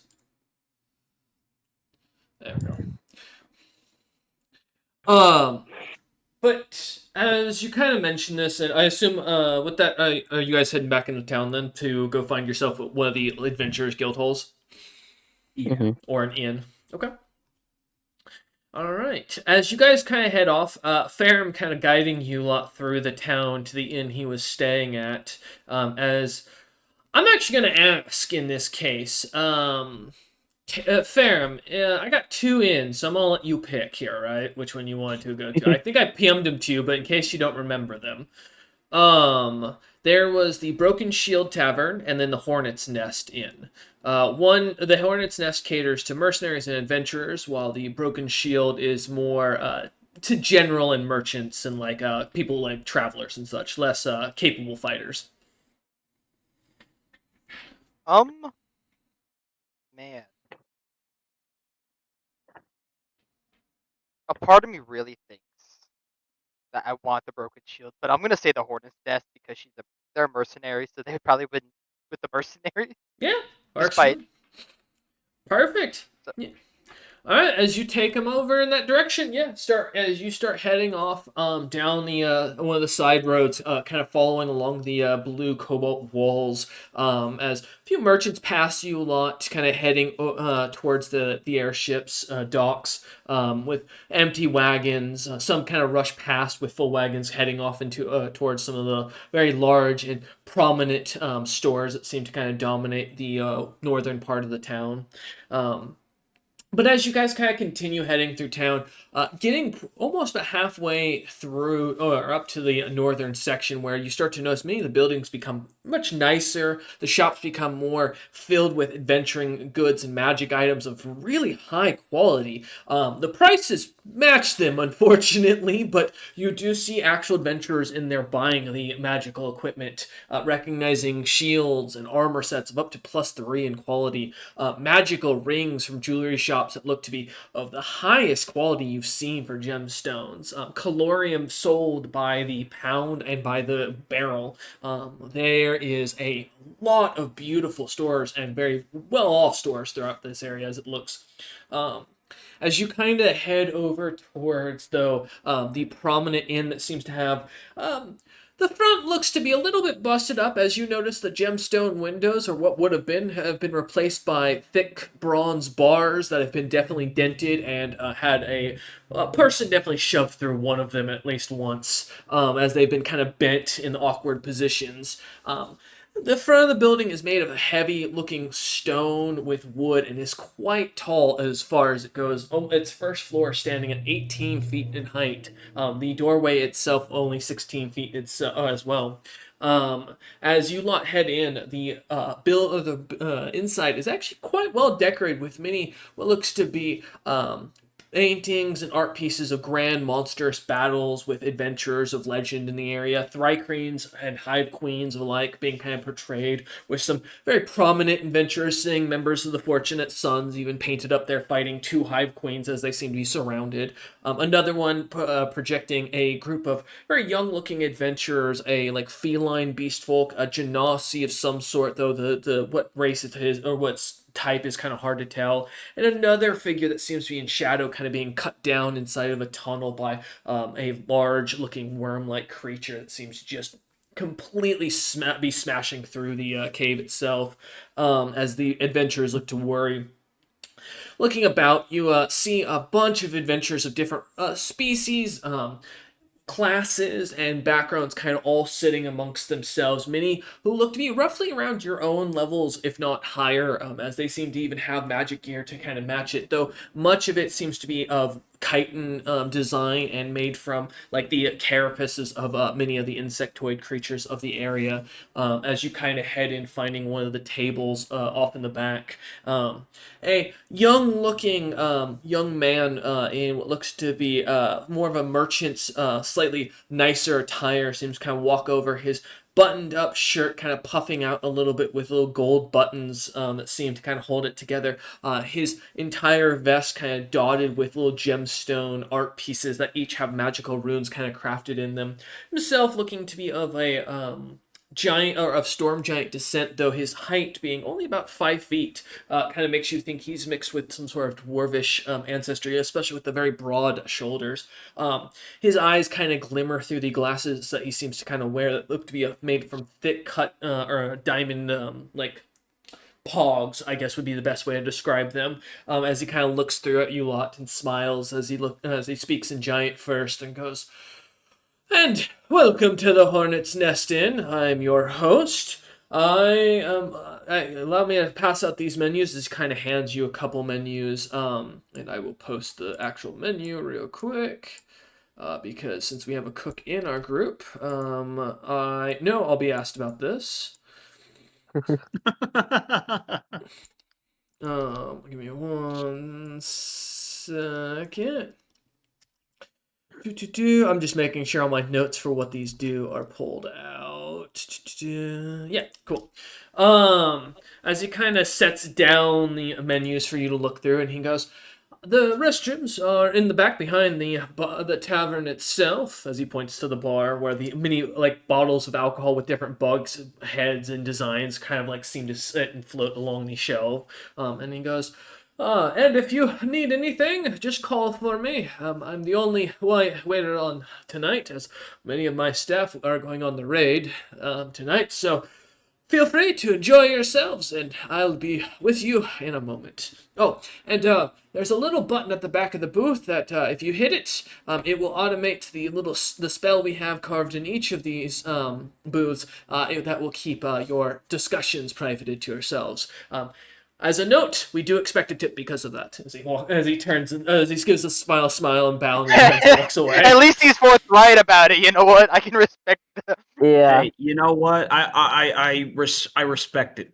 As he turns and kind of walks off to another table, as he kind of smiles and then kind of holds his hand out, suddenly a plate of food materializes, seeing the scarab risotto kind of appear, fully still hot, as it seems to still have steam coming off of it, as he sets it down in front of one of the adventurers sitting alone, who's a kind of couple glasses of what looks to be some sort of darkened drink kind of sitting there. Adventure alone, you say? What do they look like? As you give them a look over, they look to be kind of almost like a druid or shaman-like. Kind of from the only seeing the back of their head, it looks to be a very dark-skinned Gargan or primitive Goliath. Their head is not completely shaved, which kind of catches your attention, as that's very uncommon, as they have a back ponytail that seems to go down to their middle back. That's very well tightly kind of wound together, and seems to be very well taken care of. The rest of their body, they're not really wearing anything on their shirt or on their chest. Their kind of muscles kind of peeking or fully exposed, with what looks to be a massive bear fighting a dragon kind of tattooed onto their back. Kind of catching your attention. Their pants look to be kind of a little bit more billowy and made of some sort of fancier silk. I mean, you wouldn't guess it to be infernal spider silk, but probably something of similar quality. And you do recognize they seem to have some boots of what you, as you notice, have the horseshoes on them, called the boots of the Zephyr, which is a very common homemade adventure item that kind of became almost a joke on the market, that wherever you'll find these horseshoes of Zephyr, you'll find someone trying to make boots out of from them. I remember my time as Tuntun with those bad Yeah. boys. It's kind of one of those items you can't order this at a smith because it's disrespectful, but adventurers make their own stuff to work as they need to. So kind of like taking a ring or a gemstone out of one ring and stick it into another, So as you kind of look among, or kind of see him, he kind of doesn't seem to notice you from behind, just kind of goes about eating his meal as he downs it quite quickly and continues to drink pretty heavily as he looks over some of the quests that you can kind of see look to be copies of the ones up on the board. Dom will watch his reaction eating the risotto, because Dom Nander was considering ordering the risotto and wants to see if it's any good. As you watch him, give me a sense motive. I'd like to think that Emperor's New Groove scene, as you can see what I posted. Yeah.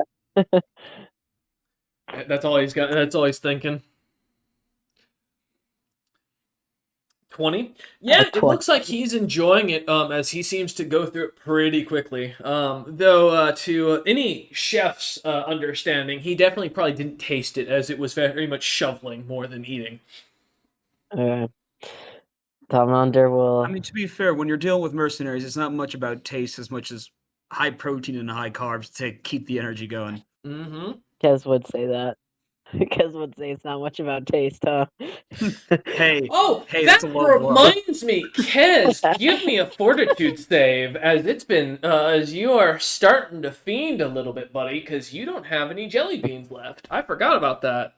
No, wait, are you serious? Yep, Oh, it has been a couple months, hasn't it's it? been You 7 have months, addiction. bro, and so you're gonna start feeling this. Yeah, I'd say about. I'm gonna be nice. I'm only gonna give you a week of that you've been off the stuff. So, but Fuck. That's crazy. yeah, this is let Yeah, me jelly find bean my. addiction. Yeah, let me get And my. as as their potential party mate might be going with their drug withdrawals, 22. Ram's just like that tea looks kind of. Okay. Is it not good? No, it's not good. That's very bad. You needed a 36, buddy. Oh well, I wouldn't have been able to get that anyways. All right, let me roll a couple things here. So you're gonna lose 6 dexterity temporarily. Good lord. Oh, it's worse. 5 wisdom. Oh What? shit! Only 1 con. What the fuck? And only 1 strength. That's not bad. As you begin to feel your body getting colder, and it is not feeling good, as clamminess is taking over, your appetite's kind of disappearing as you look at the food, Kez, and you can kind of feel your throat tightening up, like almost like you're starting to come down with something. Okay, so wait, that was 6 dex, 6 5 dex, wisdom. 5 wisdom, 1 con, 1 strength. Okay. Because Light you work, look right? suddenly look very awful. It's. I ran out of my jelly last week. I think this is the whole withdrawal happened. You ran out of the jelly beans from and kind of side eyes. The new member not sure how they feel about the lands we were at. Yeah, I ran out of those jelly beans. What's up, Ferrum? Jelly beans? Oh, good. What type of jelly bean? Just some Not magically normal enhanced ones that I used to give things flavor.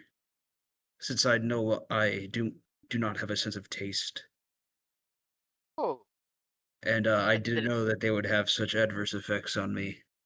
I was using them sparingly as I was running low, but it looks like the withdrawals are hitting hard. I mean, we did watch it quite literally kill goblins. Yeah, but that's a goblin. Sometimes Could- they can't handle the flavor. Yeah, what's up? Should I roll for a professional mercenary to see if I can ascertain what type of jelly bean he might be talking about? Good luck with that. Yeah, I'd take that. Yeah, Yeah, or if good you have luck like with hiding any this alchemy. culinary. That'd be a 13. Not 13. 30, sorry. Oh, 30? Yeah, sorry. Roll a 19 plus 11. Oh, maybe. So there is rumors of individuals who have come out of the Sunny Wave Island, which is out of game reference to save you the time is Zebral's Island, where the party just came from, but in game for reference is the island that the party just came from. That's about 8 months from here, roughly.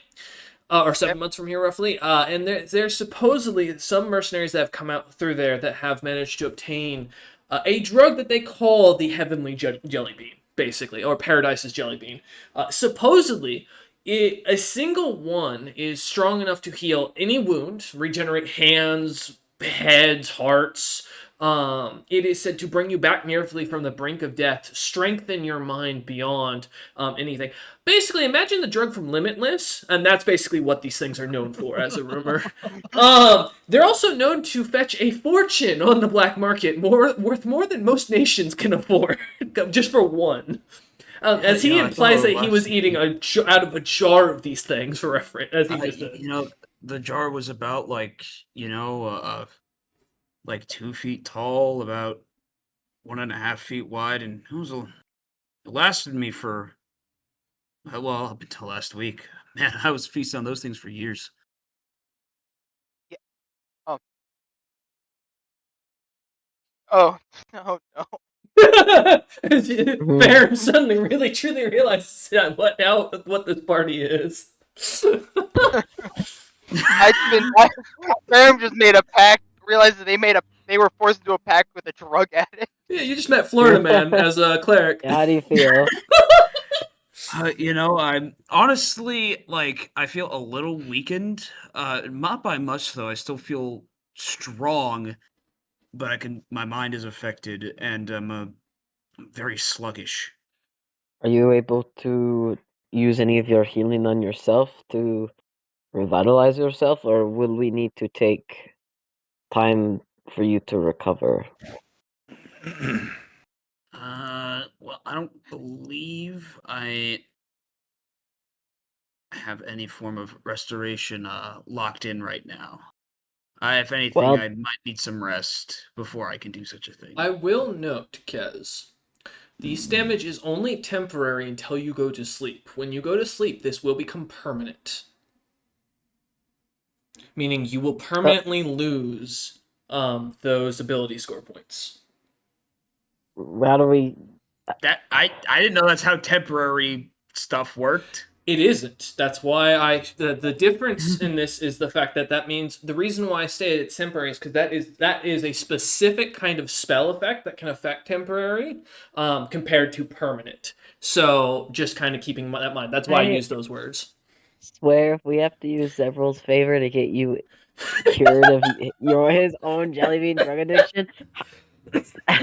Out of character, how do You're we in a get town you? full of adventurers, I will note, that are around your level. So the likelihood that there's a cleric here that has some sort of ability to neutralize Okay. poisons is pretty high. And I So will it would note be like a too. poison and not a curse. Correct. And to note this, Okay. Kez, basically the difference is you are in the first effect. Every poison / drug has two effects. You have the first and the secondary. The secondary is why when it becomes permanent. That's why there's a difference here.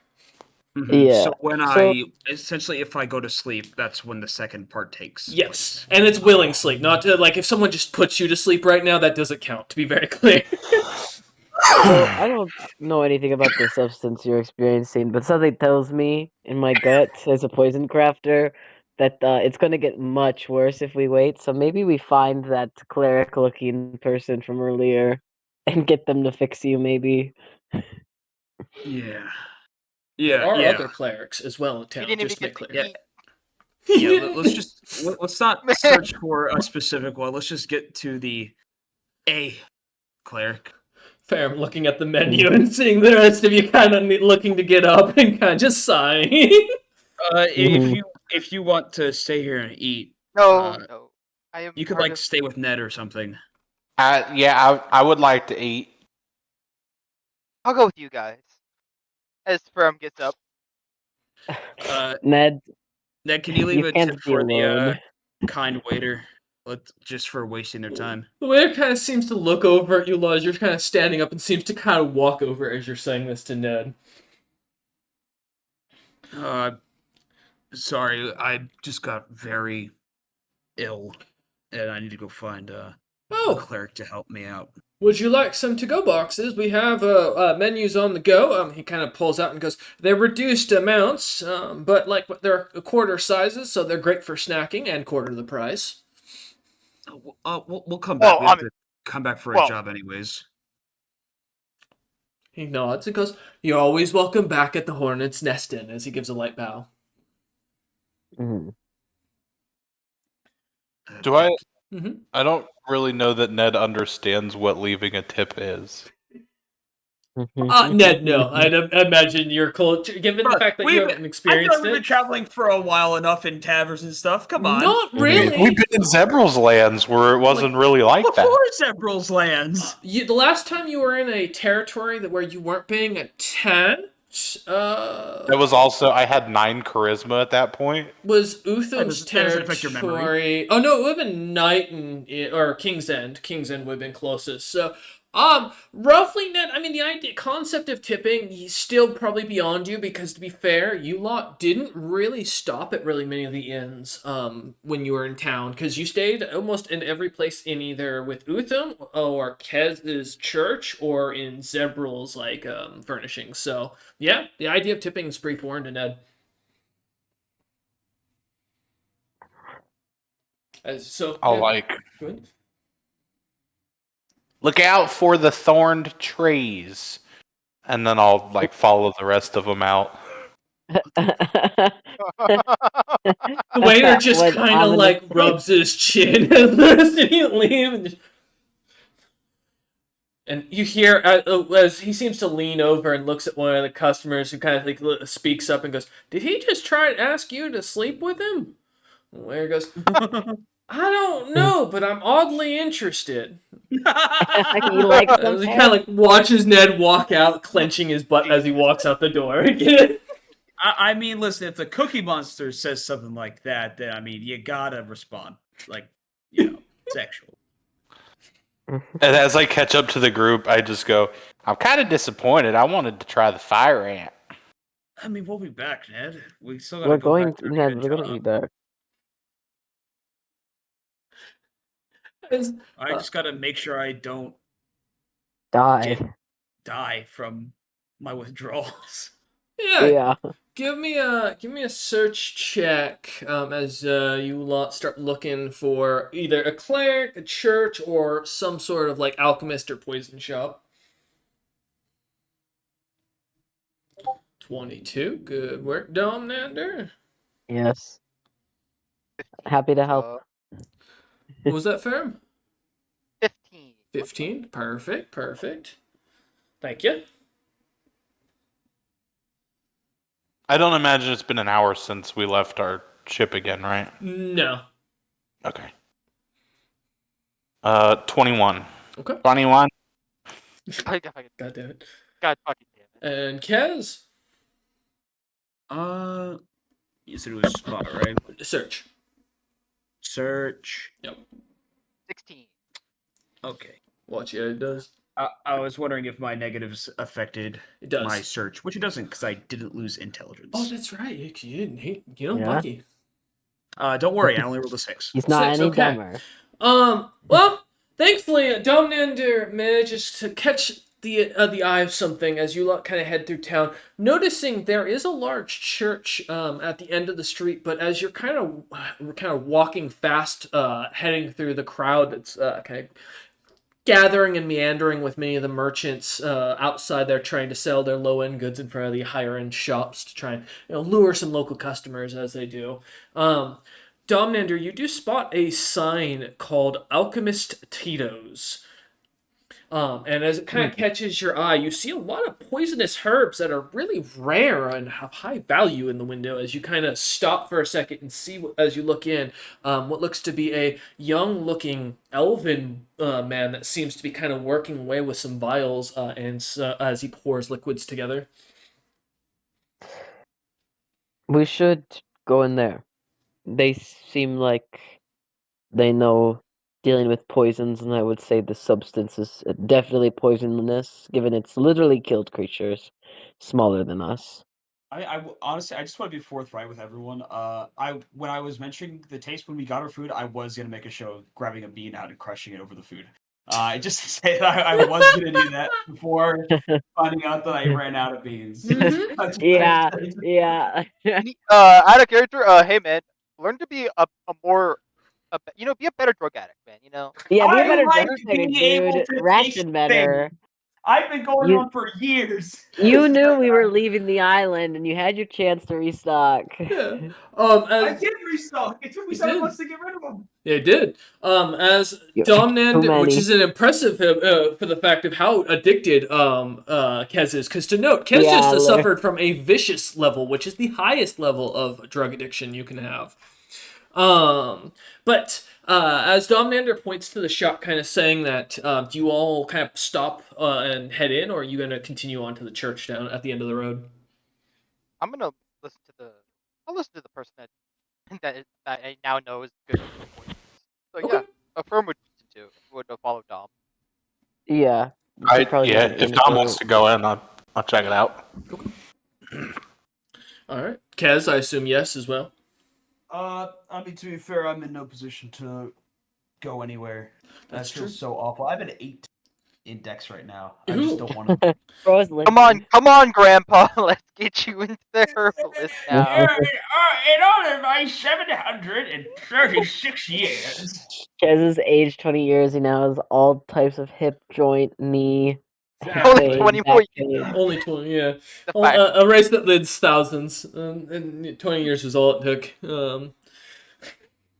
But no, as you enter in, the bell kind of rings overhead as the door opens, and you see a large or a small scorpion kind of on a standing next to one of the shelves with many a poisonous plant kind of sitting in display. Kind of looks over at you, and the creature kind of jumps back, seemingly in start, kind of scuttles off down the shelf, heading towards the elven man who's kind of just working away. His seemingly glimmering blue skin and bright blue eyes kind of catches your attention as he looks up and gives a smile. Himself only about 6 feet in height and kind of on the thinner side, kind of wearing a heavy apron with what looks to be bits of poison kind of already on it and burning.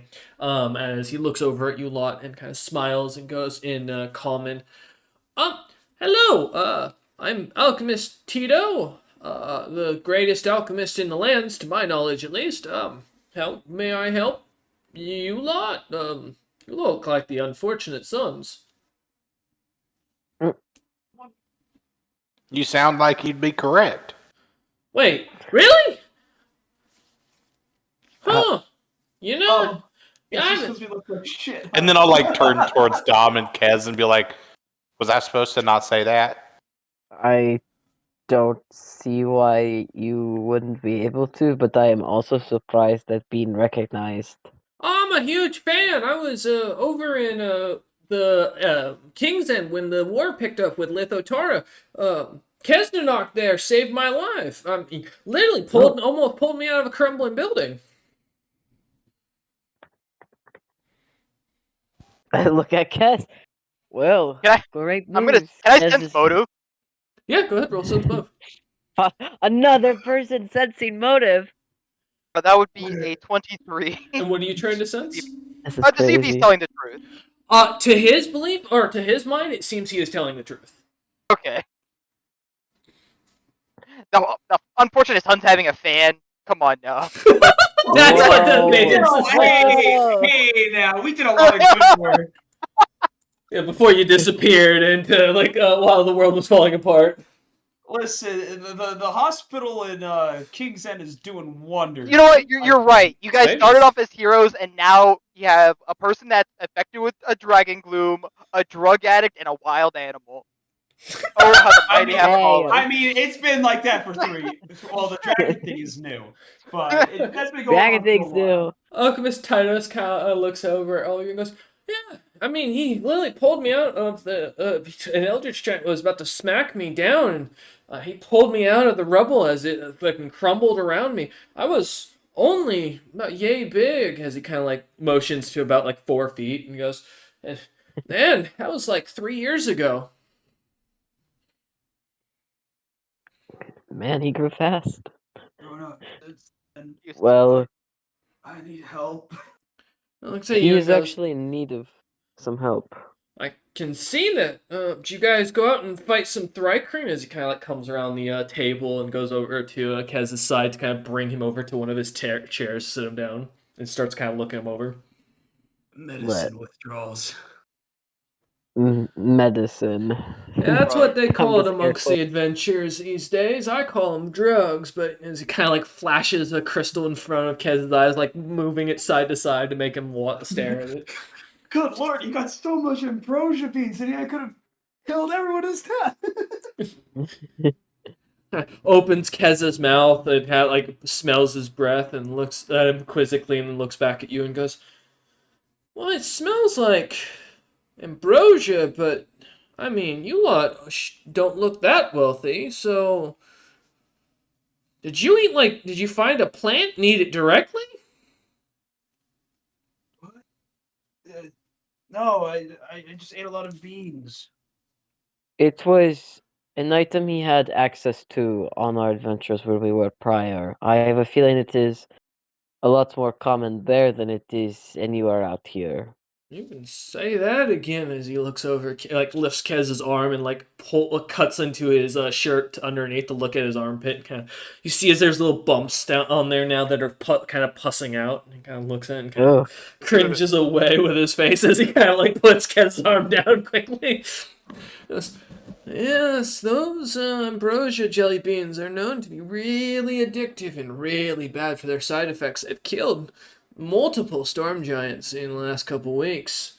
We've been getting a lot of what I'd call weaker versions with a lot higher addictive values that are killing a lot of good adventurers. It's a great power up, but the stuff's not worth the side effects.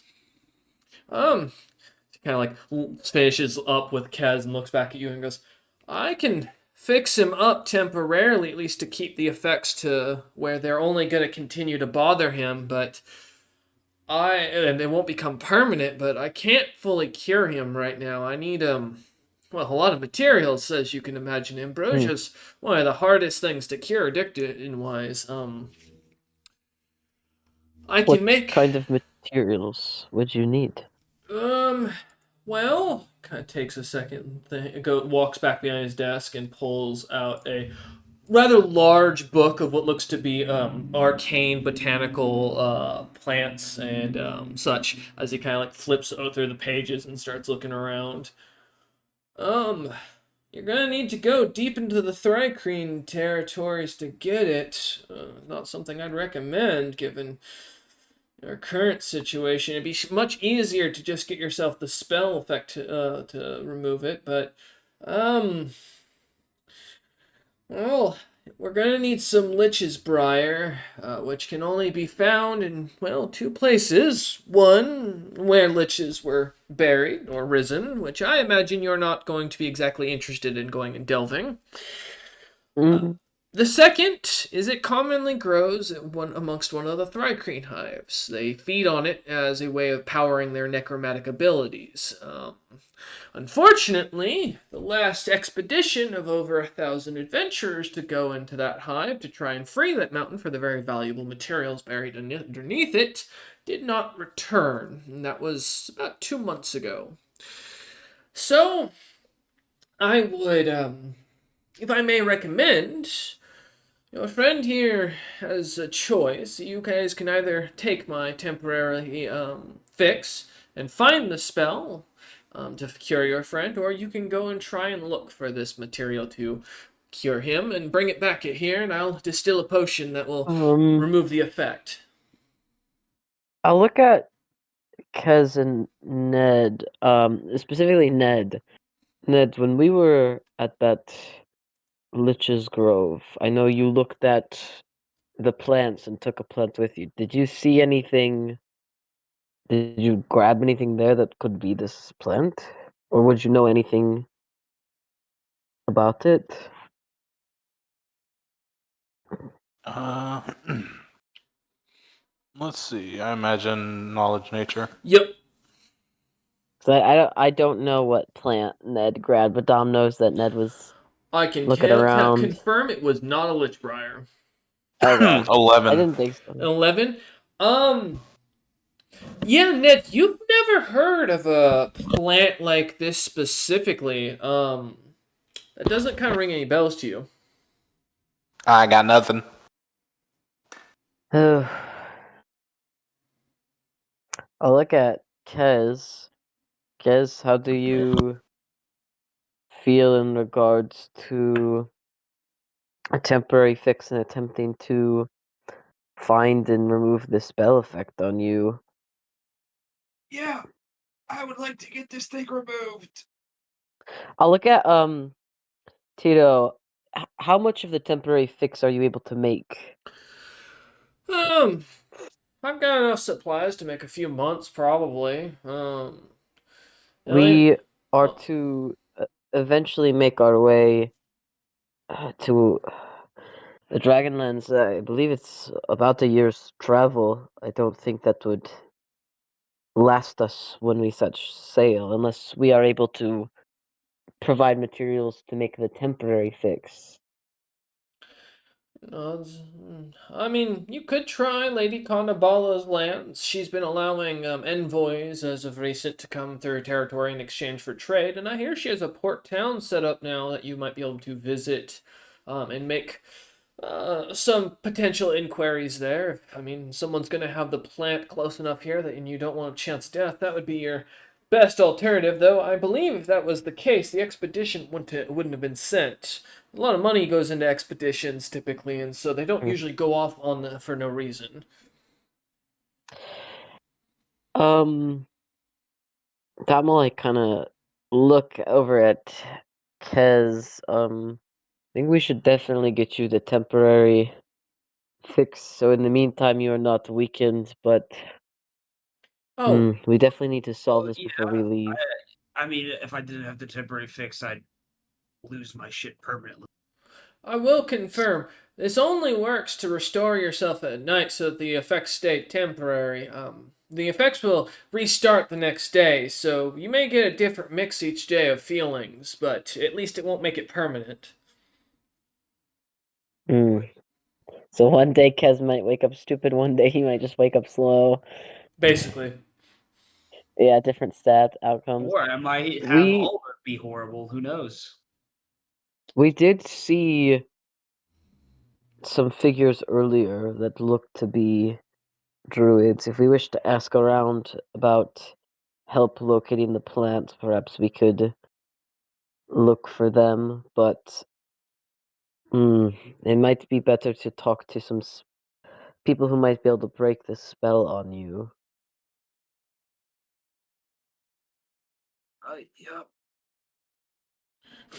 As Dom Andrew just kind of looks over you, I was like, and you're feeling like complete and utter shit right now, Kaz. Yeah. How much? Either way, I'm gonna need the temp stuff. Tito's kind of How nods as much- he kind of walks over. Good. How much for at least a few weeks' supply? 10,000 gold pieces should be fair enough with the value of the current market and the rarity of it. All right, Domnander can fish that out of the party funds. Yeah, he'll start working on it. As he kind of looks at you, he goes, "It'll take me probably the rest of the night. I've only got 2 vials on me right now." As he kind of hands one to Kez to drink, and goes, "Don't drink this until you go to bed, right before you go to bed. If you drink it ahead of time, the effects just immediately start. So just keep that in mind." He looks back at you, the rest of you, and goes, "I can have the shipment sent to wherever you're docked at. I assume you're staying either at the inn or staying on a ship." Yes. Perfect. If you'll fill out as he kind of leans, pushes the form forward, what your airship or what room and what inn you're staying at, plea on this, and then yeah, I should be able to get the rest of the order shipped sent there by, I don't know, morning if everything works out. Wonderful. I should have asked Domlander will a lifetime supply of those beans. Domlander will like give over the payment and then just write down Udval's ship, since I'm not sure if we'll be staying at any taverns. It seems like the safest Okay. place to have it delivered to, and we'll like note the ship name and whatever other information needs form, like filled in the form, while Kez is just absolutely miserable in the background. Yep. Also, I would like to point out that since like when we had these beans, Dom, you did lose a hand and the arm at one point. I guess you could have eaten a bean and would have gotten it back. I think I'm good. That was after seeing what the beans did to the goblins. Dom was hard on the feeling that he would not eat any of these. It was a goblin versus you being a massive giant. I think That Says still Kez, means who it's has doing now things. an 8 in dex. It just means yeah, that no. it doesn't I mean, small to be fair, enough. that was me. This is an addiction that has been growing over 3 years. I think That's having fair. one bean wouldn't have With had you such taking, it's basically like he was shooting up heroin every like 10 minutes. You know, it's basically what he's been doing for the last 3 years. Yeah, I don't know. I mean, it worked out. I got it Mhm. through other means, but yeah, that is funny to know that when Dom first lost his arm, I could have all been avoided. The insanity arc could have all been avoided. It's true. As you kind of look at the vial and kind of put it away, Kaz, on your hip, as standing back up as you do, feeling like utter crap as you do, the little scorpion kind of seems to scuttle over and kind of takes the chair where you were sitting a moment ago and kind of seems to curl up in it as he like immediately lays his tail down and starts to snore slightly. I mean, of course, we need to go either. Wait, you said there was an expedition to go find some of this stuff? Tito looks up and goes, "Yeah, they died off 2 months ago. Well, they stopped reporting in 2 months ago. We don't know what happened to them." Hmm. And it was to find this lich's weed or whatever it was called. Lichbriar, yes. Lichbriar. Also known Hmm. as Doomrose, Rockthorn, Moor's Root. And the other option was to go find a spell. Yes, there, if you have something sort of similar to the. He kind of takes a second and goes, "Let me grab my book." AKA the DM's looking up something to see what level the Yeah, I spell was like, was. as you hear the Mhm. DM typing in the background. Yeah. I hear God typing. Yeah, he kind of looks at you and goes, some of the higher and more capable clerics amongst the town and paladins carry a spell called Neutralize Poison. It will remove all the ill effects of the poison itself. As long as you use that after drinking my potion, it should keep you return your physical abilities back to what they were. There's also, of course, the spell Remove Addiction. I mean, as long as we already paid you, He nods. so that'll be. I'm more than happy to not start the order. I will take what is owed to me for the 2 vials. Allow me to search my text to see if I'm capable of casting those spells after my rest tonight. I If can you don't confirm. mind. You can. Yeah. I want to save you I the was time going to as say you I open could it. also look. I think that I might also be able. Druids, clerics, and those beloved of Valerian.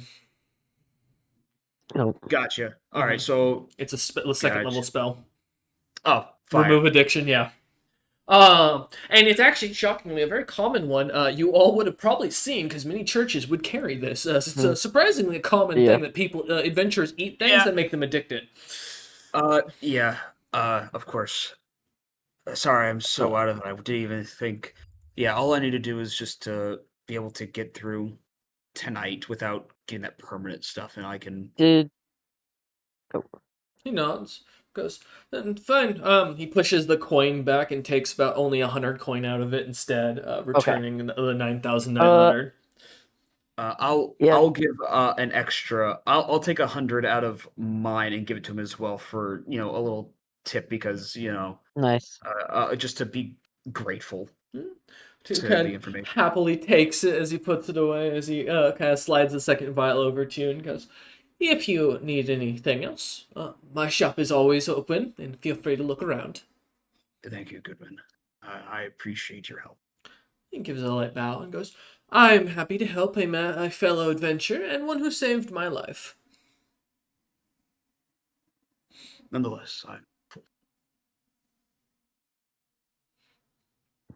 While Dom's in here, Mhm. can I take a look around at some of his I was just ingredients? about to ask the same thing. Yeah, Yeah. I want to shop and also see if maybe he's interested in buying some monster parts for poison making. Yeah. So as you kind of take a second and look over, he does have a lot of alchemy items as well as alchemical charms that he is selling.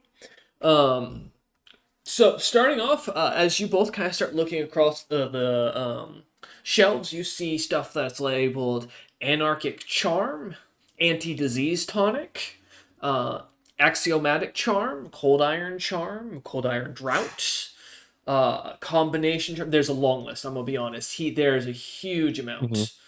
Um, Going down, basically, there is a charm for garlic, combination, holy, unholy, silver. There is a drought for axiomatic and anarchic, cold iron, combination, garlic, holy, unholy, and silver. And then he also has a large supply of wolfsbane. Okay.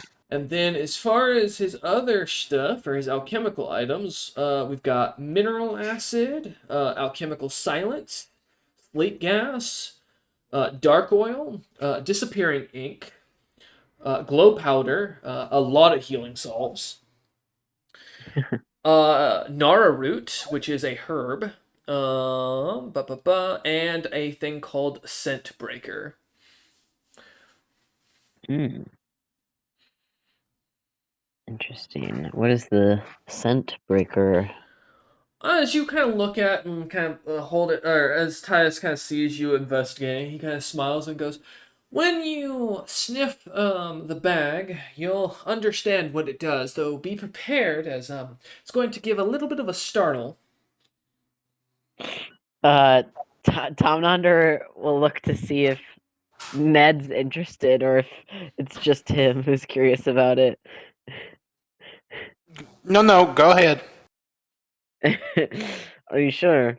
I think your sense of smell's better than mine. Yeah, which is exactly why I would rather not. Dom will sigh and like very cautiously sniff the bag. Yeah, give me a DC or a fortitude check, please. Yeah. DC 1 billion. Is it the School of Enchantment? Is it? No, it is not. And I assume it's not a disease. Correct. Okay, because I think that's the only thing that would give me any kind of It's dragon eggs, resistance. actually. No, it's an alchemical mixture. That'd be much worse. Yeah, that is. Let me just double check. There's not It's something else I'm traits. forgetting. Yeah. I think it's just my usual fortitude. And 19. You just barely make the DC to not lose your sense of smell, as it is a very potent sense of smell of smelling Yeah. thoughts that almost immediately you'd imagine could cover your tracks if you threw it on the ground. Yeah, I had a suspicion that it would have made Dom lose his sense of smell. So Dom takes a ginger smell, and as soon as like the scent starts to hit his nose, we'll like close the bag and go, amply named.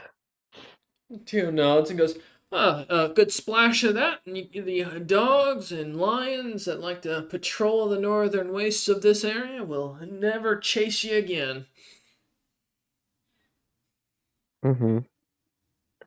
I think Dom will consider that. I'll also look. I'm trying to remember what some of the other things you listed were. You said there was a silence one. Yes. So, pull that back. And a sleeping one. The silence and the sleeping one. I remember there's a sleeping one. Yep. So alchemical silence and alchemical sleep gas. Yeah, you do see that he has a vial of what looks like this purple-like liquid that as you kind of swirl it around for a second, it's very metallic in its coloration as it kind of like swirls in the jar. And as you kind of set it down, it does read alchemical silence. It does not have an ingredients list, and Tito does not seem to kind of say anything as he kind of watches you looking at it. Right beside it, the sleeping gas looks to be a kind of a bluish, almost clear liquid that, as you swirl, looks to have no effect. But as you go to open it, you hear or uncork the top of it. You hear Tito kind of shout to stop as you kind of hold off, and as he looks at you and goes, "If you open it, it'll activate the gas. It's a liquid form until you open the jar or the flask." Impressive. I have tried to pick up alchemical skills and have not had the talent for it like I have had with concocting poisons. Curious how you're able to keep it in a liquid state like this. Is it the exposure to air, or? He nods. How many of these do you have available? That jar and another one, but they'll cost you around 30,000 gold apiece. Let me look at Dom's personal funds before I start whipping out party funds. While we are here, do you have anything else that might be good at paralyzing foes or making them less dexterous but of a higher caliber poison? I have poisons that do that, but they are not difficult to overcome for monsters that are quite constitutional. Mm-hmm. Yeah, I have Thrycreen venom works pretty well for it. Most of it where it goes through those creatures that find themselves naturally resistant or immune to poisons. In my experience, I distill it here Mm. in the back, but the stuff, I mean, I just got bought out by the last adventuring group that came in through here, so you're gonna have to wait a few days before I'll have another set. Understandable. How much does it usually cost for a vial of that? Oh, about 5 gold pieces a jar these days. It's so prominent. I mean, I just have a harder time keeping up with the process because I have so many materials. Then I would be quite interested in ordering some of that for you tomorrow. Mm, Um, at what time do you open in the day usually? we're open 24/7. Wonderful. Um, well, I have you here. I know my compatriot is also interested in shopping. Do you only sell or do you also purchase items that could be used in alchemical crafting such as this? I always am happy to buy items if you've got them. Let me. Do you want me to just type out Yeah, toss it the? into into the chat. Yeah. Because I know Dom's got a lot of stuff and he hasn't been able to poison craft a lot lately. Yeah, well, you So post I that. will. Ned, Yeah, is there while we do that, anything Ned. that you were looking for? Is there anything like stingers or anything like that anywhere? No stingers that he has on sale. I'm double checking. Yeah, no. All the stuff, all the bug parts are basically just used to distill to make Thrycreen poison. Okay. Yeah, if there's nothing that really looks like it would go on my staff in any way, then I wouldn't really be interested, most likely. Okay. I mean there's the Nar root. That's a herb. It smells like licorice as you kind of get near to it, but it definitely doesn't look like anything you could use as a combat plant. It looks more like something you'd eat as you kind of smell it. Um, Charms wise, um, so I will note, going through this, the unholy and holy charms and droughts are definitely good for a reference, or in reference to fighting those who are of divine magic and capability. The garlic is also Okay. really good for vampiric creatures. And the cold iron Mhm. is listed to be very good against lesser demon folk and fake like creatures. If you were interested, as well as the silver, of course, the charm and drought being good for lycanthropes.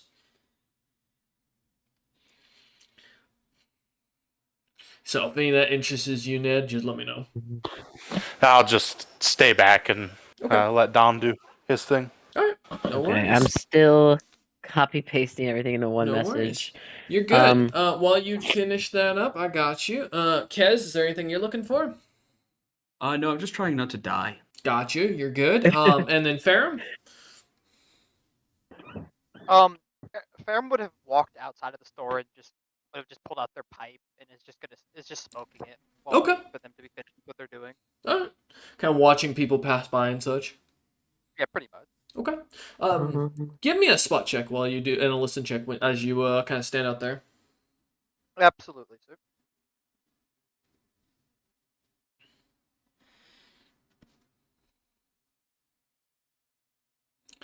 That'll be a 14 spot and a 13 listen. Okay.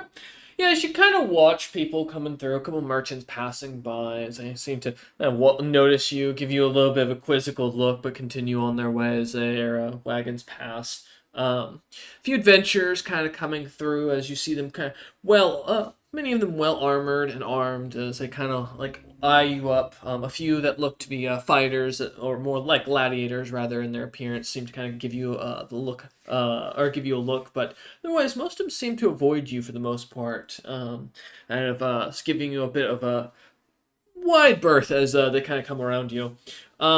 Listening though, you do hear the whispers as some of the people seem to look at you, and you hear a couple of them speak. One you hear two adventurers kind of walking by in very common-looking leathers and a couple of daggers on their hips, whispering to each other. One seemingly saying something about song dragons as they seem to eye you up and look you up and down as they pass by. Otherwise, nothing kind of catches your attention.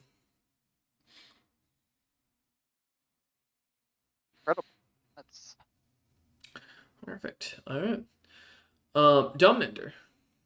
Yes, I have a list. Free. So Domnender will like pull out a list. I think he's got like an inventory of the party stuff that he'll note down. Mm-hmm. And as he shows it to the merchant, will also say, "I'm interested in parting with some of this for coin, of course, but if it works with you potentially, I would also be interested in potentially offering these as materials and then offering you a labor fee to brew things for me if that is something you're able to do. I am able to make some poisons myself, but I can't claim to be a master at the craft, and I definitely am not skilled in alchemical brewing. So it would be of great interest for me to perhaps get some stuff I am unable to make while I travel." He nods and goes, "Well, not much interested in your thrycreen parts here. Well, you won't make much here Yes. with those. You can turn them into the inn or to any of the guilds or the inns, and they'll give you a little bonus for them. But it's not on the highest of value. The giant wasps. I'm also not interested. This creature's blood that you have listed, I don't recognize that. I'd be willing to offer Mm. you." Kind of uncorks one of the bottles, looking at it, sniffs it, kind of corks it back up and leans back over and goes, "I'd be willing to offer you 2,000 per vial. Mm-hmm. Mm-hmm. For the salamander frost glands, I'd do about 3,000 an ounce. He kind of looks through, and the rest, how about 20,000 in total?" Mm. All right. Trying to remember. I know the Tridentia blood was the demon spiders we fought on the beach. I'm trying to remember what effect they had. They just had a lot of hands, is what one of the things, and they were beating the Okay, crap I out of you. couldn't. It's because it was just the goblins that had the time effect, correct? Uh, Time effect. The time fletchers, I believe. Yeah. That we fought them and we thankfully avoided most of it. But they had some effect where they were like sending us either forward in time or speeding Oh, up time or yeah, something. that was a different creature altogether. Yeah. Okay. Yeah. I do have time fletcher parts, but I don't think anything that would interest this guy. Um. So this is just the blood. I think Don Under like is considers his offer. You mentioned this the thrycreen part you work with. You're able to make something that can bypass the natural resistance and immunities to poisons. Is this something you are able to combine as an agent in other poisons to allow them to affect creatures they previously could not? No, the only thing I can do is when you splash it on the creature or hit them directly and get in the bloodstream, they just become vulnerable to a certain extent to other poisons. So all it does, in a sense, gives you a chance to get them afterwards, but that's assuming Ah, that the effect hits them. So yes and no to answer your question. so there'd be no way to say brew it into a poison to allow it to bypass the immunity. It would have to be a Two-step process. I see. That, to my knowledge, yes. I would still be interested in getting some of that. I know I would like to purchase the one of the sleeping gas vials from you. I'd be happy to sell the frost salamander glands. Sorry, I'm trying to do some quick math here. He said 3K an ounce, or was it 3K per Yeah, 3K an ounce. gland? So if let me see, do quick math. If I sold him one of the full glands, so if I sold him one of the full glands, that would be 72K. Goodness. How much would it be for 12 ounces? I think that would be 36K. So yeah, I think Domnander will sell 12 ounces of the frost salamander Okay. glands, one of them, Mm-hmm. or do I want to just sell the whole one? 'Cause I'm wondering if I will do anything with it. Yeah, I'll just do the 12 ounces for now. Okay. For the 36K, Alright. I'll buy the sleeping gas, which will be, sorry, just doing quick math on my notes here. Leaves you 6K extra, and then for the Tridensha blood, he offered, what was it, 200 per vial? 2,000. 2,000 per vial. Oh, okay. So Tridensha blood. We love a shopping session, guys. Yeah, no, hey, it's better to unload Invigorating it now. stuff. Plus, Kez has been wanting Yeah. money for a minute, so this kind of helps with the party Yeah. funds. Yeah, I'm definitely gonna be putting stuff there. Okay, and then the rest of it, he was offering 20,000 quite a for. lot for, but I don't want to sell all of it. I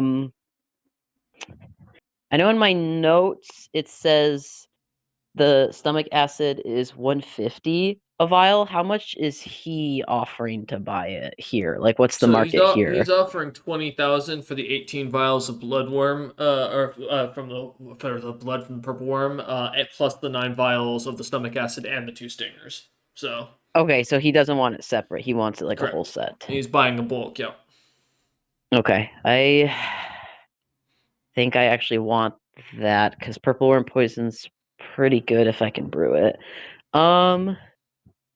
Yeah, I'll offer up, because if I put that towards party funds, yeah. So I'll do What does the when it comes to purple worm poison, where do you actually get it from? The stinger. All yeah, this. but if he's Mm-hmm. oh, Oh if he's yeah. buying So in bulk, he'll want the stingers too, yes. and not just the yeah. It's basically a package deal, so I'd have to give up being able to make it make some of it myself for him to also buy the blood and acid from me, and I think Dom would rather try to sell that elsewhere. I will confirm. Yeah, the Yeah. stingers each have their own poison gland basically within them, but they're too sensitive to crack open the stinger to pull out. So Yeah. You might be able to make a deal with them to where you sell at a reduced price and you get some poison out of it. could also ask for Yeah, Potentially, but yeah.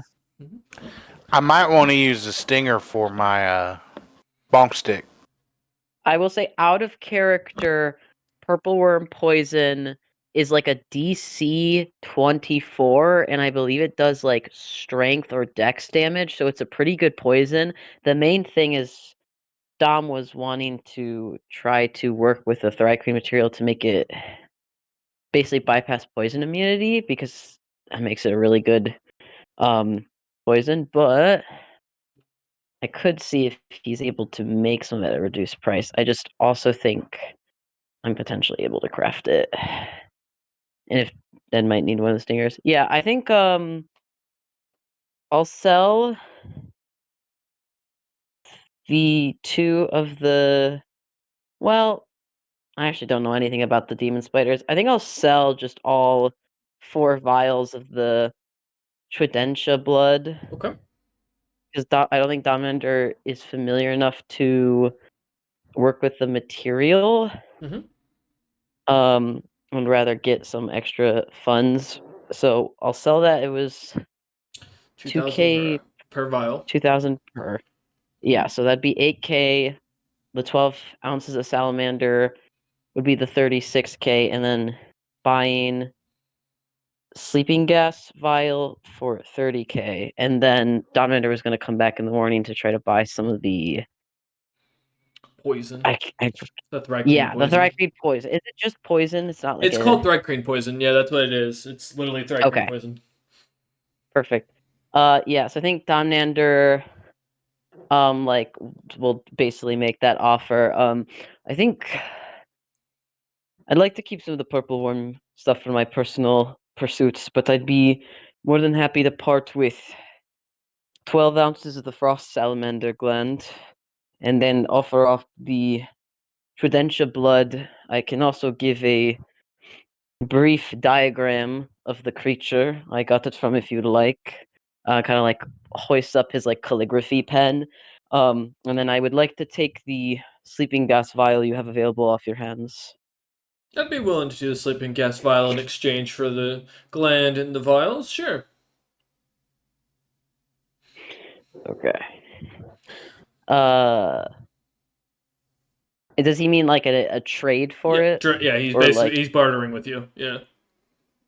so I lose out on a little bit of money. Basically, in this situation.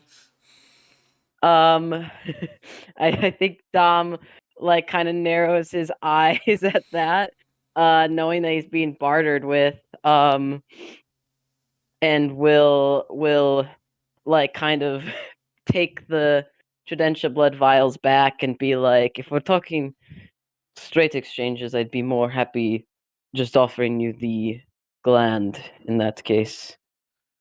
Oh, fine. You drive a hard bargain. As he pulls out his coin purse.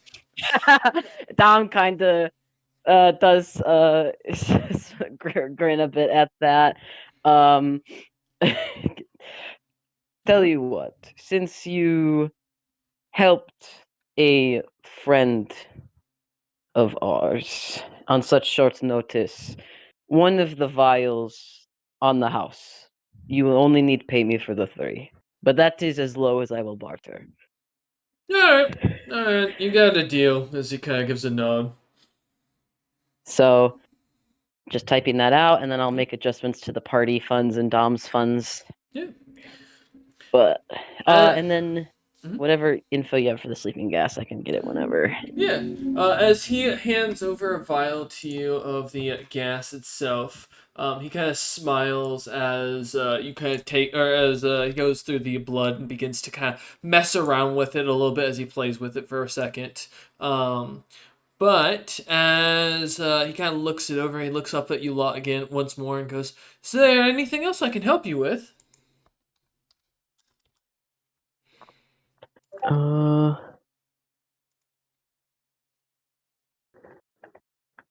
I look at the rest of the party. I'm all good. I've been done for a minute.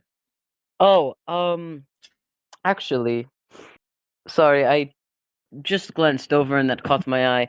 I see you have some of this holy unholy drought. How much do those cost? For you, I'd say 5,000 gold pieces per drought.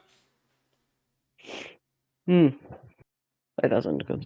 Yeah, I'll take 2 of the unholy, and kind of anticipating Kez's reaction, will look at him and be like, just in case this holy person we are talking to is not so friendly, eh? Yes, who is like slightly drooling as he's like barely standing at this Oh, point, still has pale. he not? Oh, I forgot he hasn't taken it yet. No, you can't. He just kind of I don't have to worry like about me really looks. catching up on anything right now. Yeah, he looks at this point like a stiff breeze would knock him over as he's just He's standing there. he's sick, but he's still intelligent. He didn't lose Winking at intelligence. Yeah, right. But yeah, as you kind of grab a couple or two of the unholy draughts off the shelf and kind of toss or hand over the coin, he smiles as he does, taking it happily, seeing that he's made his money back. Yeah, it seems like a good deal. I think Domnander is happy to come back to potentially look for more product tomorrow. I guess one last thing before I leave and we move on to plot plot things and other things. Does he sell any like equipment Nope, for alchemy and poison craft here, or is it not just at all. product? It's just product. That's what I thought. Cool. And then I'm all set here. I just gotta type all this out. Perfect. Yeah, as you guys kind of sing, or as Dominator kind of packs away the last bit of the items, kind of setting himself once more as you begin to head out of the store. Kind of walking out, you see Ferrum is still kind of smoking on his pipe pretty heavily. Ferrum, it's been about a half an hour. You've been kind of standing out here. They've been shopping inside, going about things. As you've been kind of watching people just kind of through the crowd, going through the crowds. People watching's fantastic. I mean, adventurers are eccentric dressers. So there's always something interesting to look at. Yeah, like My God, that guy got his nipples out. What the fuck? He does, and they're both pierced with colorium spikes that seem to glimmer Hey, like rainbows. listen, it's not the worst. It's not the crazy thing. I saw a dude being walked around with a spike chain by with a fucking fire giant once. Listen, adventurers are very interesting folks. As you see, kind of looking out into the crowd, as he says this, you all notice behind Ferrum there's a kind of a short dwarf, fully naked except for what looks to be a purple man thong with a little elephant where his what's a kind way to say dick on YouTube? I guess, well, there you go. Is like used as the elephant trunk and it's kind of like leaning out fully as he kind of walks past. Full cheeks, hair, everything bared to the world. Tattoos covering him as he just walks past. That's my kind of guy. Oh, As you see Ned, or you hear Ned say that, looking back, you see this gentleman as well. He just walks, meanders by, happily whistling as he heads off into the crowd. Like with that, Firm's gonna kind of like empty out like their pipe, be like, so, what is the plan now? Are we gonna head back to the tavern and get the food and look at quests, or you were in there for quite a while, so I'm sure you had a lot to talk about. What's the plan? mm, I well, am going to go back to the ship myself and take this potion and go to bed. yes, Because I Kiz want is. to get my stuff done as quickly as possible. However, I do trust you all to at least take a gander at the missions available and to either make a decision or get an idea of which missions we might want to take on. Yes, Kez is out of commission for tonight, but should be able to fix all this come tomorrow. I've done my personal shopping and I would like to take some time here to hone my craft, but I think for now we head back to the tavern and look at the job board. Any of this holy figure packed stuff can wait until Kez is in better shape. I wouldn't want to go poking up any trees like that with our healer weakened. I'll like look down at Ice and be like, "Go with Kez. Make sure he's okay."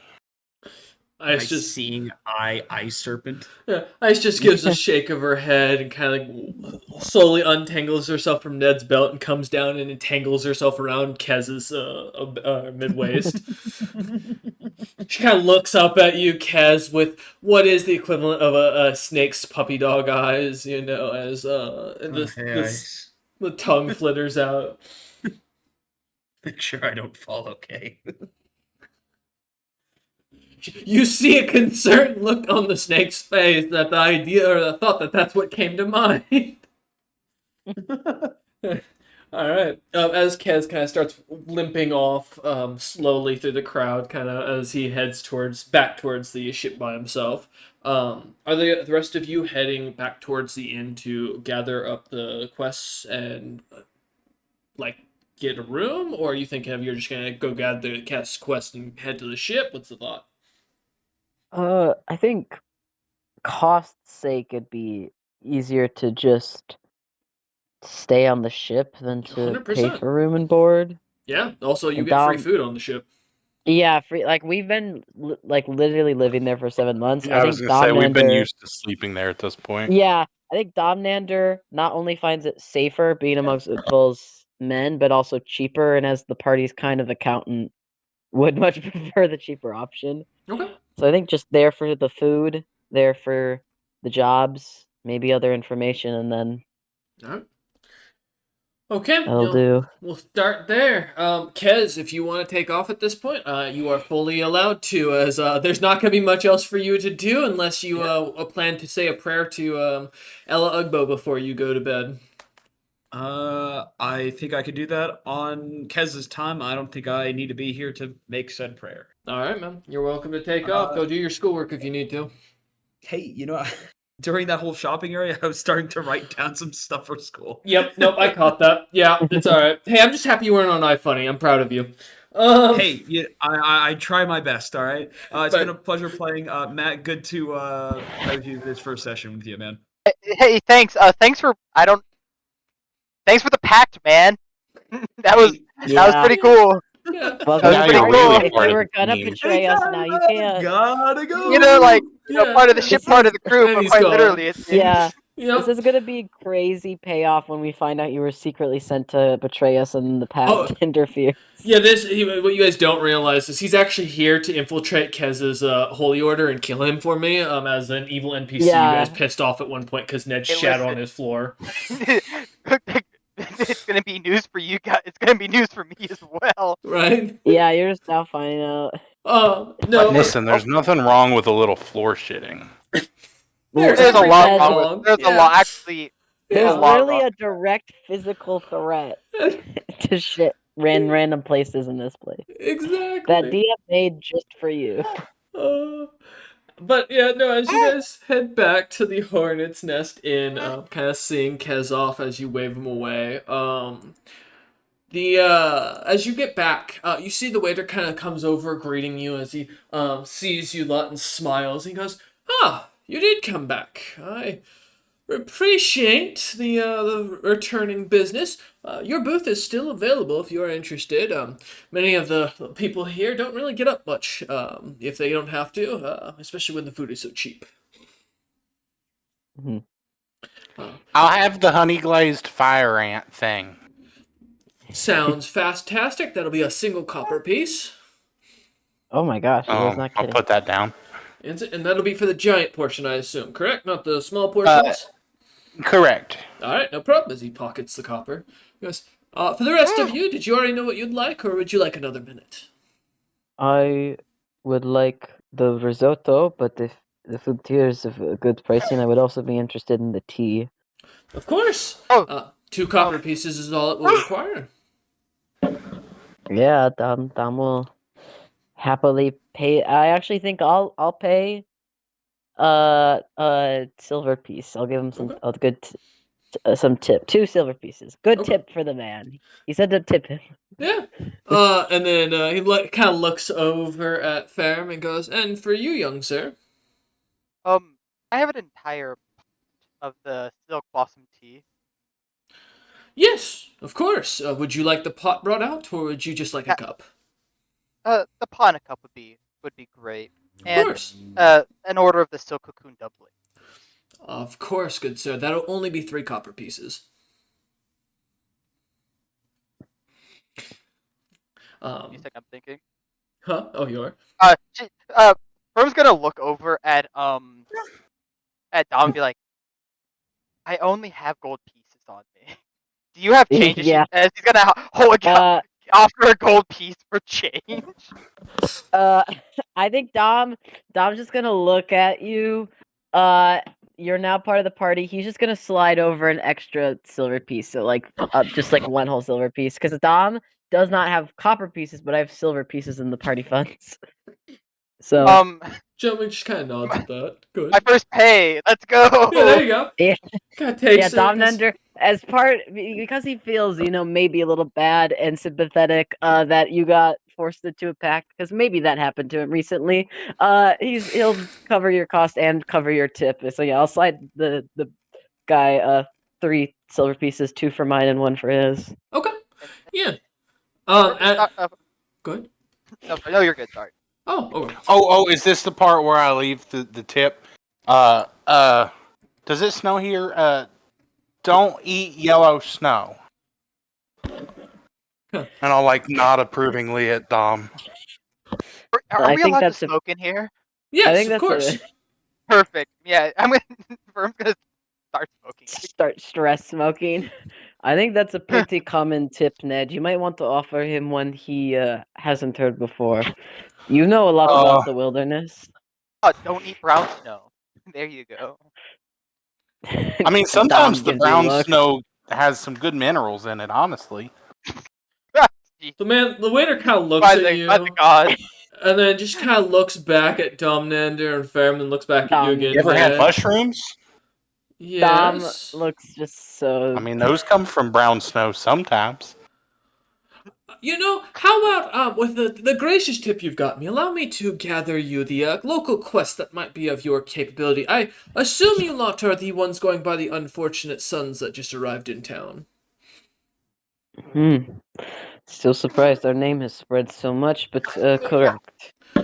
Word travels fast in a small town when adventurers show up on skyships. Not many adventurers can afford them.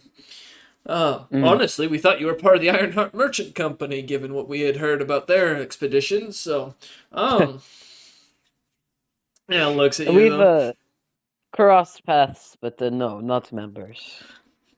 Yes, well, nods at that and goes, "Well, under no issues as far as that goes. Allow me a moment, and I'll be back with your food in a second." As well as he kind of snaps his fingers, and immediately a stack of papers kind of appear in front of him. As they do, he kind of sets them down. Good. Did we catch this gentleman's name earlier? I don't. You did not. think He we never did. gave his name.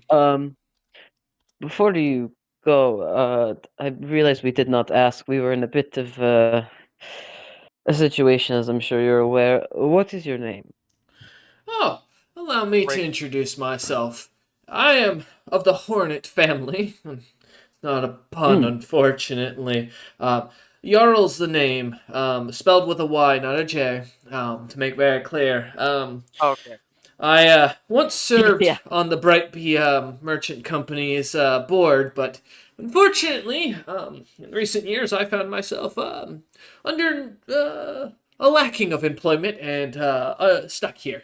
So now I run the my family's shop and brand.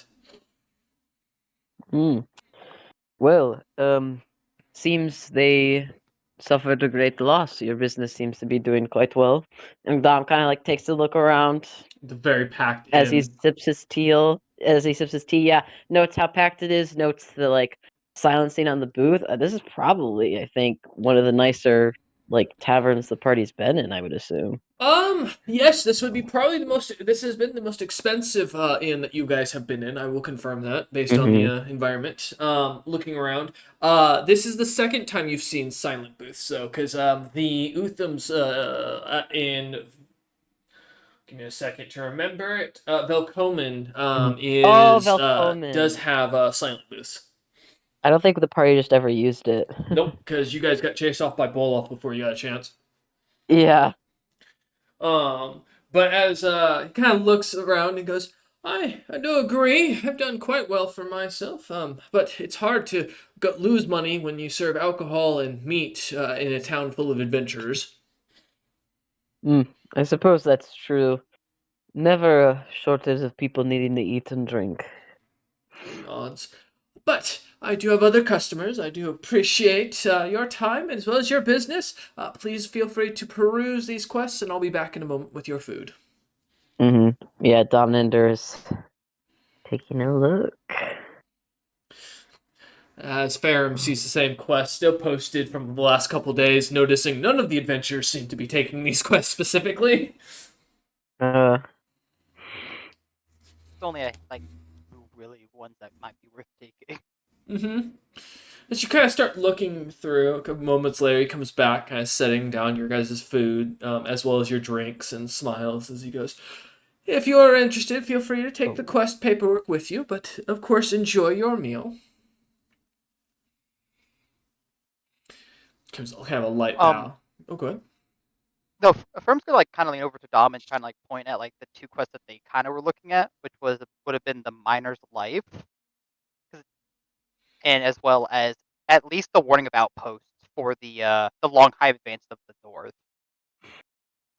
I am out of character still reading to those. Give me one Ah, quick second. You are absolutely good.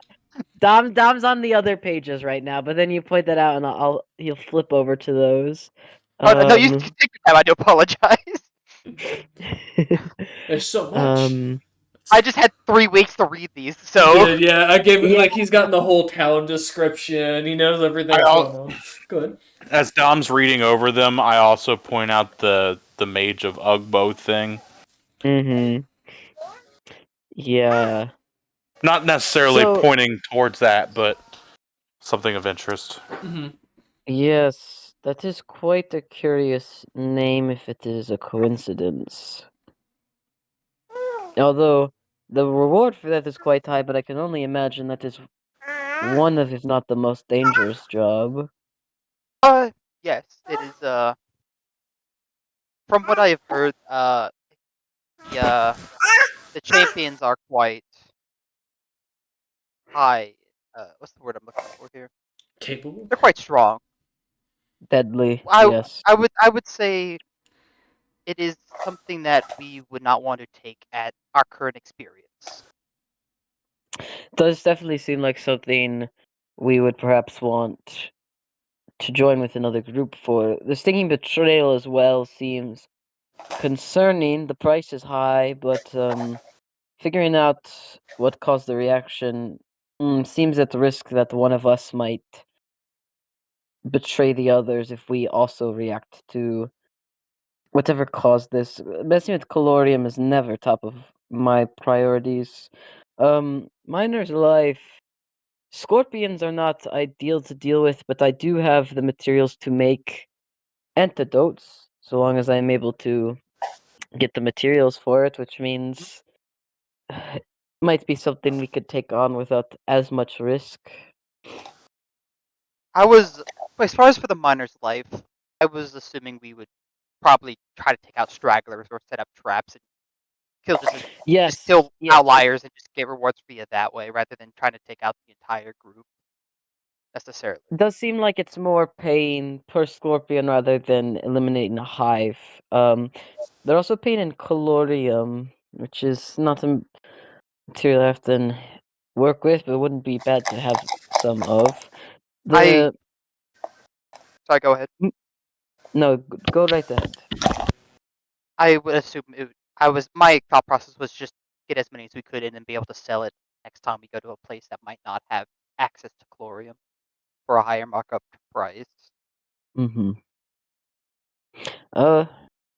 What can I actually roll? Mm-hmm. So kind of check how much calorium is worth, like in the Dragonlands we're going to, Yeah, and like Kirkek and stuff. Yeah. What do you want that to be a roll for? Give me. I assume you don't have profession merchant. No, I have Squire and Monster Slayer. I don't have Merchant. Give me Monster Slayer. We'll go with that for this. Okay, cool. I will do that I then. would try to do the same, but I don't think I have anything. Feel The that. fact that I was born on that continent, there's nothing there. Yeah, only an 11. Only an 11. Alright, give me 1 second. There we go. So, while you don't know what it would probably go for on the current open market, given the fact that you guys have been kind of away for a good while, beforehand, Mhm. you do remember Chlorium was selling for about 10 gold pieces per pound or per bar. Yeah, so being paid in calorium. I guess I should just say that in character. Being paid in calorium, I don't know the current market. Likely would be more profitable in the long run if we are able to sell it off for gold once we reach mainland. Still seems like the other quests pay better in gold, but I wouldn't turn my nose up at potentially killing a few of the scorpions and cashing it in. Fair enough. No.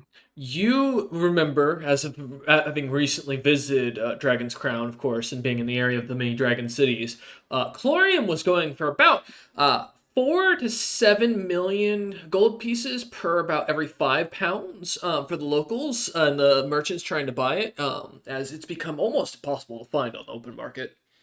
I will then, as after Dominator says, I'll say counterpoint. That price point has been no longer accurate. If you think back for a second, Fair, about it feels like maybe about 5 years ago that was about right for the price. You're like, wait, Well, Before when was the the last war, when when the was the trolls last ruled. time you looked at the open market for calorium on Correct? Quebec specifically, whoosh, several years, but like I said, I didn't really ever get my hands on it, so probably before that. And Dom will like list the price. Yeah, he's familiar with. Why? What do Oh, you think it's running now? When I was just before I left, the price of selling it in the for like what was it? You said millions? I'm sorry, Yeah, I forgot the price. multiple millions right Yeah, now for like a couple for a For like pound. 5 pounds. it's like selling for like a couple million for 5 pounds. Dominander looks at him, looks at the miner's life quest, pulls it aside from the pile, and in his calligraphy pen in like red colored ink circles it several times. All right, so we have our So first quest decided. that I'm glad we could come to agreement as far as that quest goes. It seems simple enough because it's per scorpion. We can only hunt as many as we feel comfortable. Like you said, it will be in mines, which involve tunnels. So while we are at risk of being ambushed and cornered, it is just as easy for us to scout the area, set up traps, make use of the terrain. The rest of these seem like a larger coordinated effort is required. Hmm, Also, a lot of these are wishing the death of the entire hive. If we were to choose one of these, we might wish to speak with Uthval about teaming with his men if they are wanting to do quests like this, and perhaps pick the hive we believe we can handle. what time? How long are you guys planning on staying in Troll's End? We were told a few weeks.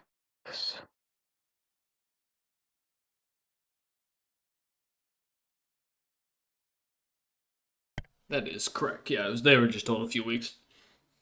Alrighty. Yeah, that definitely be some. I mean, I don't have much knowledge as far as the crew as you do, so I can't pertain to if they will or not. Dom's gonna point at the Queen's Peril and tap the part of the quest where it mentions the iron source. Mm-hmm. This quest implies that their only source of iron is being threatened. I know we're in need of a craftsperson or perhaps some repairment of our items. There's a chance if we do this quest, we'll be able to have some sway in regards to getting our needs met with equipment or perhaps finding a smith or crafter who might offer us some aid in return for getting them their iron source back. Does seem more challenging. The creatures being fast and quick at jumping implies they will be hard to pin down, but that might mean traps could work in our favor if they move too quick to notice such things.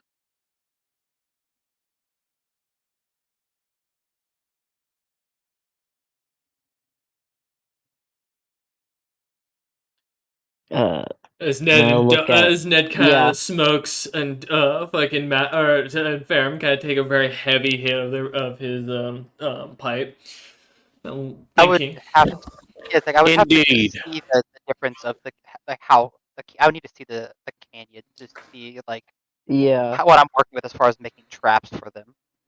Um, I'll look up. Is the waiter we spoke to Jarl or any of the other waiters like near our table? Jarl's Oh, just there's only moving one about. waiter. It is only Or Jarl must tonight. Oh. Yeah.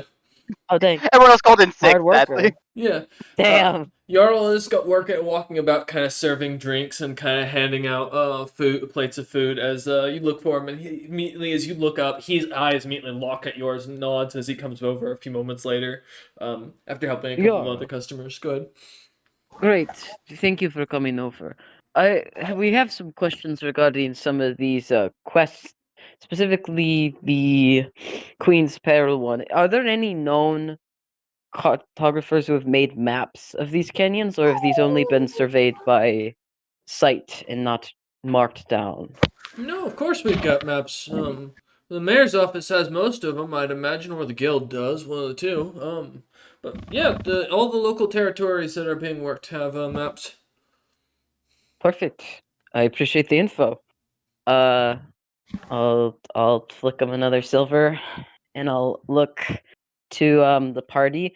I think before we choose our second quest, we should to all these locations, get the maps, get a good look at the terrain and the distance we'll need to travel. If some of these hives are more than a few weeks travel, we would not be able to take the job anyway. And I think that's will be the smartest course of action.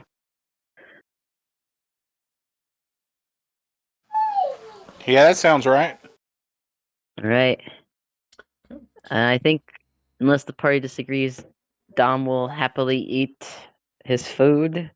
And I think Utval said he'd be at the mayor's office, so I feel like Dominator would be inclined to go there unless out of character the group wants to go to the Adventurers Guild.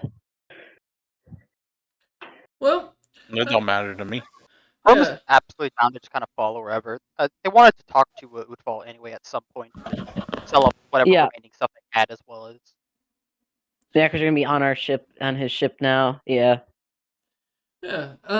As you guys kind of enjoy your food, kind of looking at, thinking about talking over the quest and kind of going through everything as you plan out what your next steps are. Um, kind of finishing up, Jarl kind of comes by and once again clears your table and gives a light bow and smile and goes, I recommend if you're planning to stop by the mayor's, you do it tomorrow. He's meeting with a very important guest of his and will be very busy, I've heard, all day from what the other adventurers have said. All the audiences he had today have been cancelled. Understood. Appreciate the heads up. I suppose we'll swing by the guild instead. Gives a light bow and smiles at that and goes, I wish you luck. Nah. Well, hopefully we won't need it, but it does come in our name, I suppose, that we don't often have it. I think Dom will like just incline his head and make As you to do. leave. Yeah. As you lot kind of taking what little drinks you have left down it real quickly and then heading off as you three, with the quests in hand, kind of head off to the Adventurers Guild. The guild, as you find, by this hour of day in the evening, is packed full of people as you see adventurers of all sorts in this massive grand hall that seems to be decorated to the nines, almost like a Roman official's personal quarter or a bit house or home. This building is very open, very airy, with massive pillars and long hallways where adventurers seem to kind of be walking through, the wind channeling perfectly to keep a nice cool breeze going almost at all times as you lot find yourselves kind of walking through and following the many signs that are posted throughout. The guild itself, as you recognize, is actually a collection of mini adventuring guilds, kind of put into one large building as you kind of enter and go through, follow the halls through to the center, where a general kind of information desk has been set aside, with many of the adventurers having a little what looks to be a sitting area where many of them are relaxing or talking as they plan their own quests. Recognizing a quest board over behind the information desk, you do see that many of the same quests that you had found are posted up there, though, as you notice, more adventurers here seem to have taken the quests, as you notice. And it looks like you actually have competition for some of these. Yeah. As you kind of walk over, a young beast folk stands there. Their lizard-like appearance with a large armadillo shell on their back kind of gives the faint view that this individual is probably a mix of some sort. As they kind of look over at you, and she smiles. Her attire very formal, with what looks to be almost a merchant's design and a little bow tie, a light vest kind of covering her chest, and what looks to be a simple bit of leather pants. As she kind of smiles over at you, her lizard-like features kind of glimmering in the light from the sky above as the sun is starting to slowly set. She goes, "Can I assist any of you?" As she speaks in common. We are requesting some maps of the local area, specifically in regards to some of the quests that are posted. We were informed by Jarl Hornet that we could come here for such information. Yes, that is very true. I can have those delivered to you within the day. It does take 24 hours to process the report, and I will need an official member of the guild, of course, to sign for them. I assume one of you has joined an adventuring guild? I look at our newest member. Purple for a sec. I am. You're good. Go ahead. I know you got first, boss. I was gonna say, so just as heads up, downside, technically, Mercenaries Hollow does not have an adventuring guild. Hmm. And then no one in our group is officially signed into any such guild. Nope. I guess like Firm would still step forward and be like, I am a member of a mercenary from the Mercenary Hollow. Is there some like I know that is not a part of the adventuring guild, but is there some way that we could work together as far as using that as credentials to verify that? Fuck. Sorry. She kind of looks at you and just kind of gives a nod, kind of almost an understanding nod with your exasperation from the situation. Goes, no, sorry, I got a cramp in my calf. I'm sorry. Oh. No, that's why. No, it doesn't mean that. No, I got a cramp. Oh, got you. No worries, 100%. I almost gave myself a Charlie horse when I was shifting in my seat. Been there. So, like like use that credentials of being a mercenary as like either as a stepping stone to like allow it to go through, or if she has to actually they have to like either like join the mercenary guild or something of that nature. She just looks at you and goes, "It can be easily solved as far as it goes. If you're not a part of an official guild, you may join one. We just have to do a search of your memory to ensure no evil deeds have been committed or stood against individuals. We'll review your entire past, and if you are, once we approve you, you can fully sign for anything. This also comes with the evaluation to tell what rank of adventurer you are." Jesus Christ! It does. Oh yeah, I will say Christ. Friday has fully chosen never to go to a guild because of this. Yeah. Jesus Christ! Tom has a lot of reasons to not want people to know what's happened in his life. Now you know why so many of these people have been here for a long time. I looks at Farum. If Farum doesn't seem willing, I do have another potential way we could maybe persuade her. Yeah, like Firm's like not necessarily against it, but like they would rather not if they don't have to. If we're sort of only going to be here for a short while, and taking the process to sign up might be a lot for us with what we have on our plate. I'm actually skilled calligrapher. I don't know what you is allowed, but if you are not able to provide us a copy, if I am shown the copies of the maps, I could draw my own. That way we don't have to take any official documents of yours with us. Nope, I can't do that. It's more of a fear that you might be bandits trying to sneak information out of the city to come back and attack. Nothing that I personally think you are, it's just guild policy. However, if No, you I have understand. another associate that you might know that is part of a guild, you can always bring them back and have them make the Well, request. I don't know if he's enrolled in the guilds, but we're traveling here with Utval of the Golden Axe group. I'm a one moment. member by name, but I have not submitted to any tests that you speak of. He's actually, I believe, meeting with the mayor at some point today or tomorrow. She kind of flips through a book, or pulls out a book and starts flipping through it, and goes,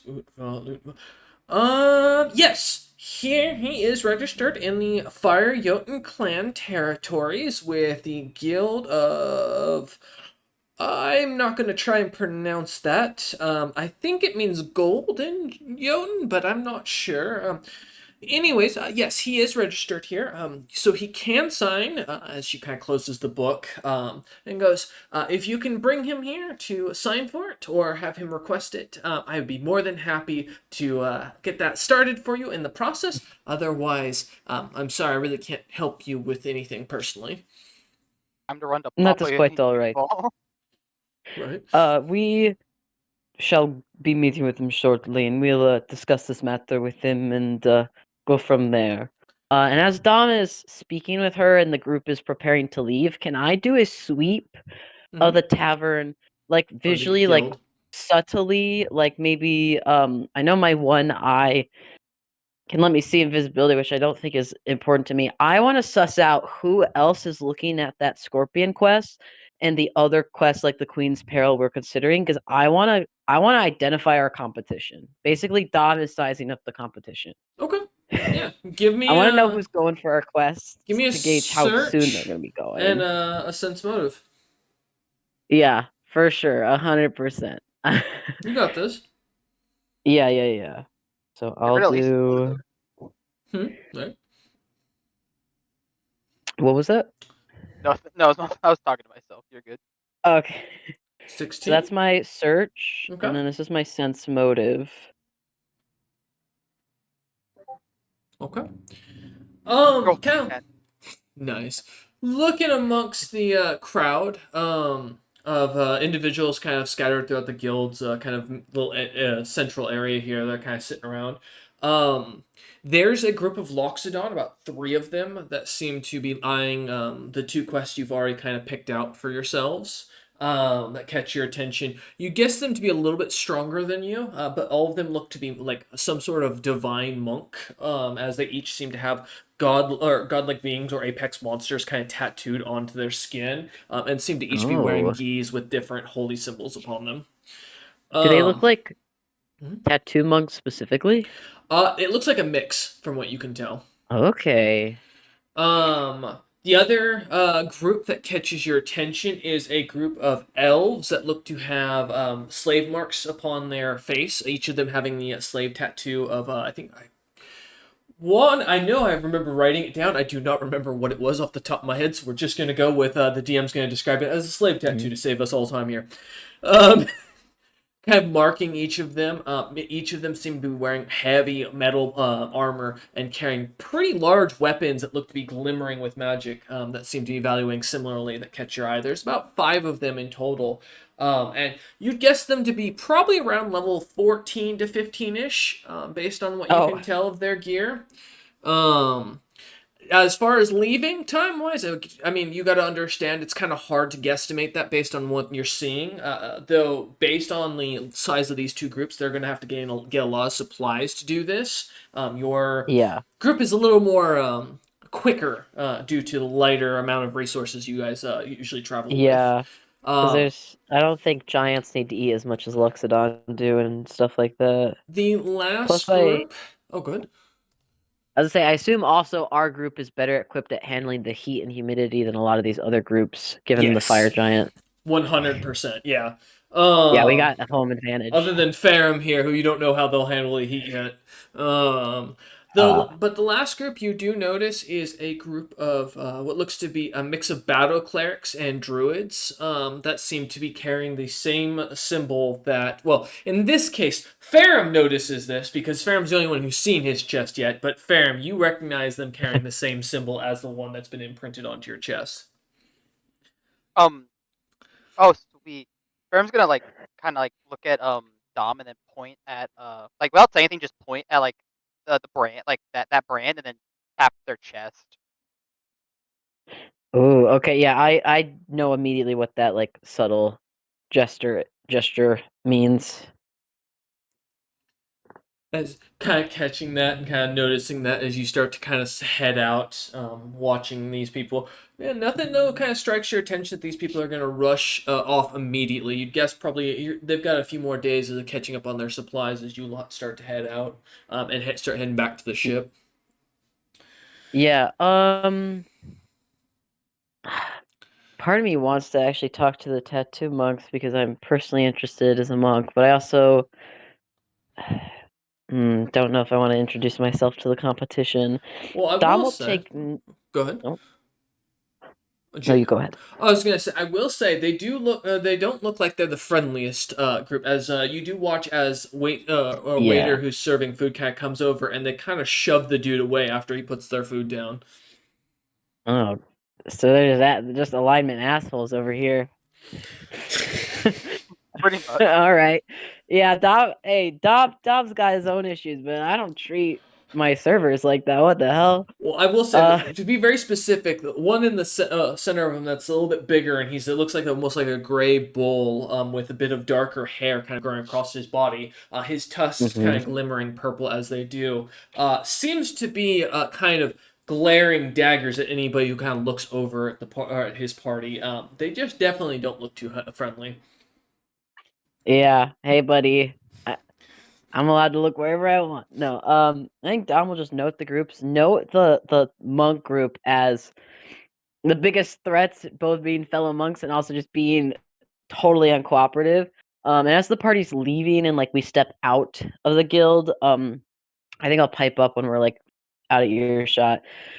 The Luxodon group is going to be a problem, it seems like. The other two groups, one of them seems far above our capabilities, which means they might not want to work with us simply because we are not at their level. That last group is concerning given and Dom will like tap his chest also, but could be a way to get some more information. They might be willing to work with us on tackling one of these quests together, but I think that would be a negotiation better made with Kesnanak given his affiliation. But I think the Scorpion quest we should definitely do first, and I think we should head out for it as soon as Kez is recovered and we have the necessary materials. If you are able to work on the traps tonight or tomorrow, I think heading out for that sooner will be best. Yeah, I would just need resources like crafting materials to like be able to craft the traps, of course. But besides that, I should be able to work on at least parts of it. I should be able to maybe work on some more venom antidotes, although I might need to purchase some of the venom to work with. I might be able to purchase that tomorrow morning when I go back to Tito's for the Thrycreen venom. Ned, I don't know if you'd be able to help me with the poison antidotes, but at some point I would like your help with testing out poisons in the future. Yeah, absolutely. And if you want to get real interesting with the testing, you could inject me while we're in battle.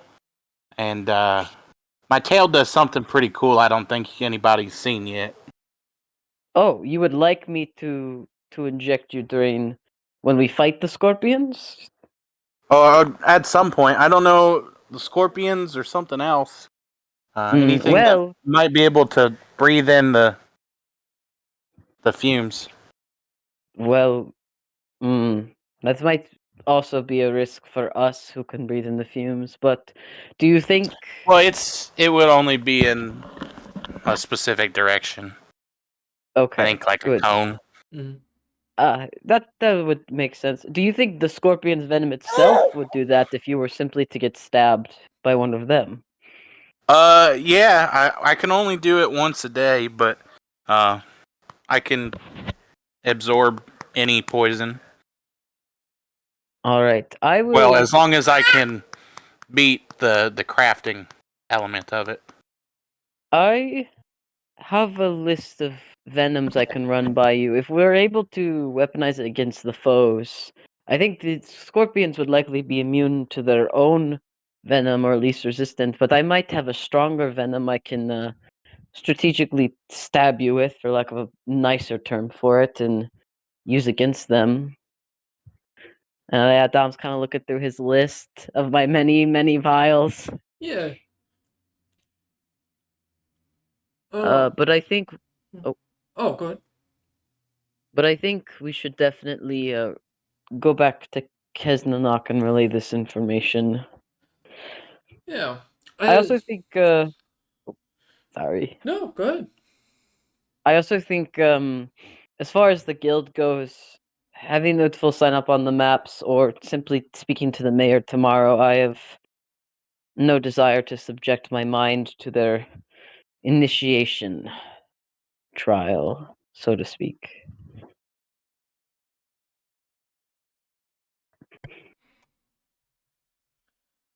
Kind of, as you say, mentioned this, kind of continuing down the main road back to the ship.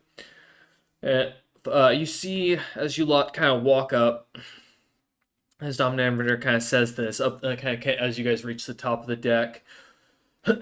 Dominator, as you say this, you see as Utvel looks, kind of pops out of the captain's quarters and kind of looks over at you lot and goes, "Oh, why don't you come here and explain to me why I have a sick cleric puking his guts out down below?" As he kind of waves his hand over to you lot, and we are going to fade to black from there and end session there today.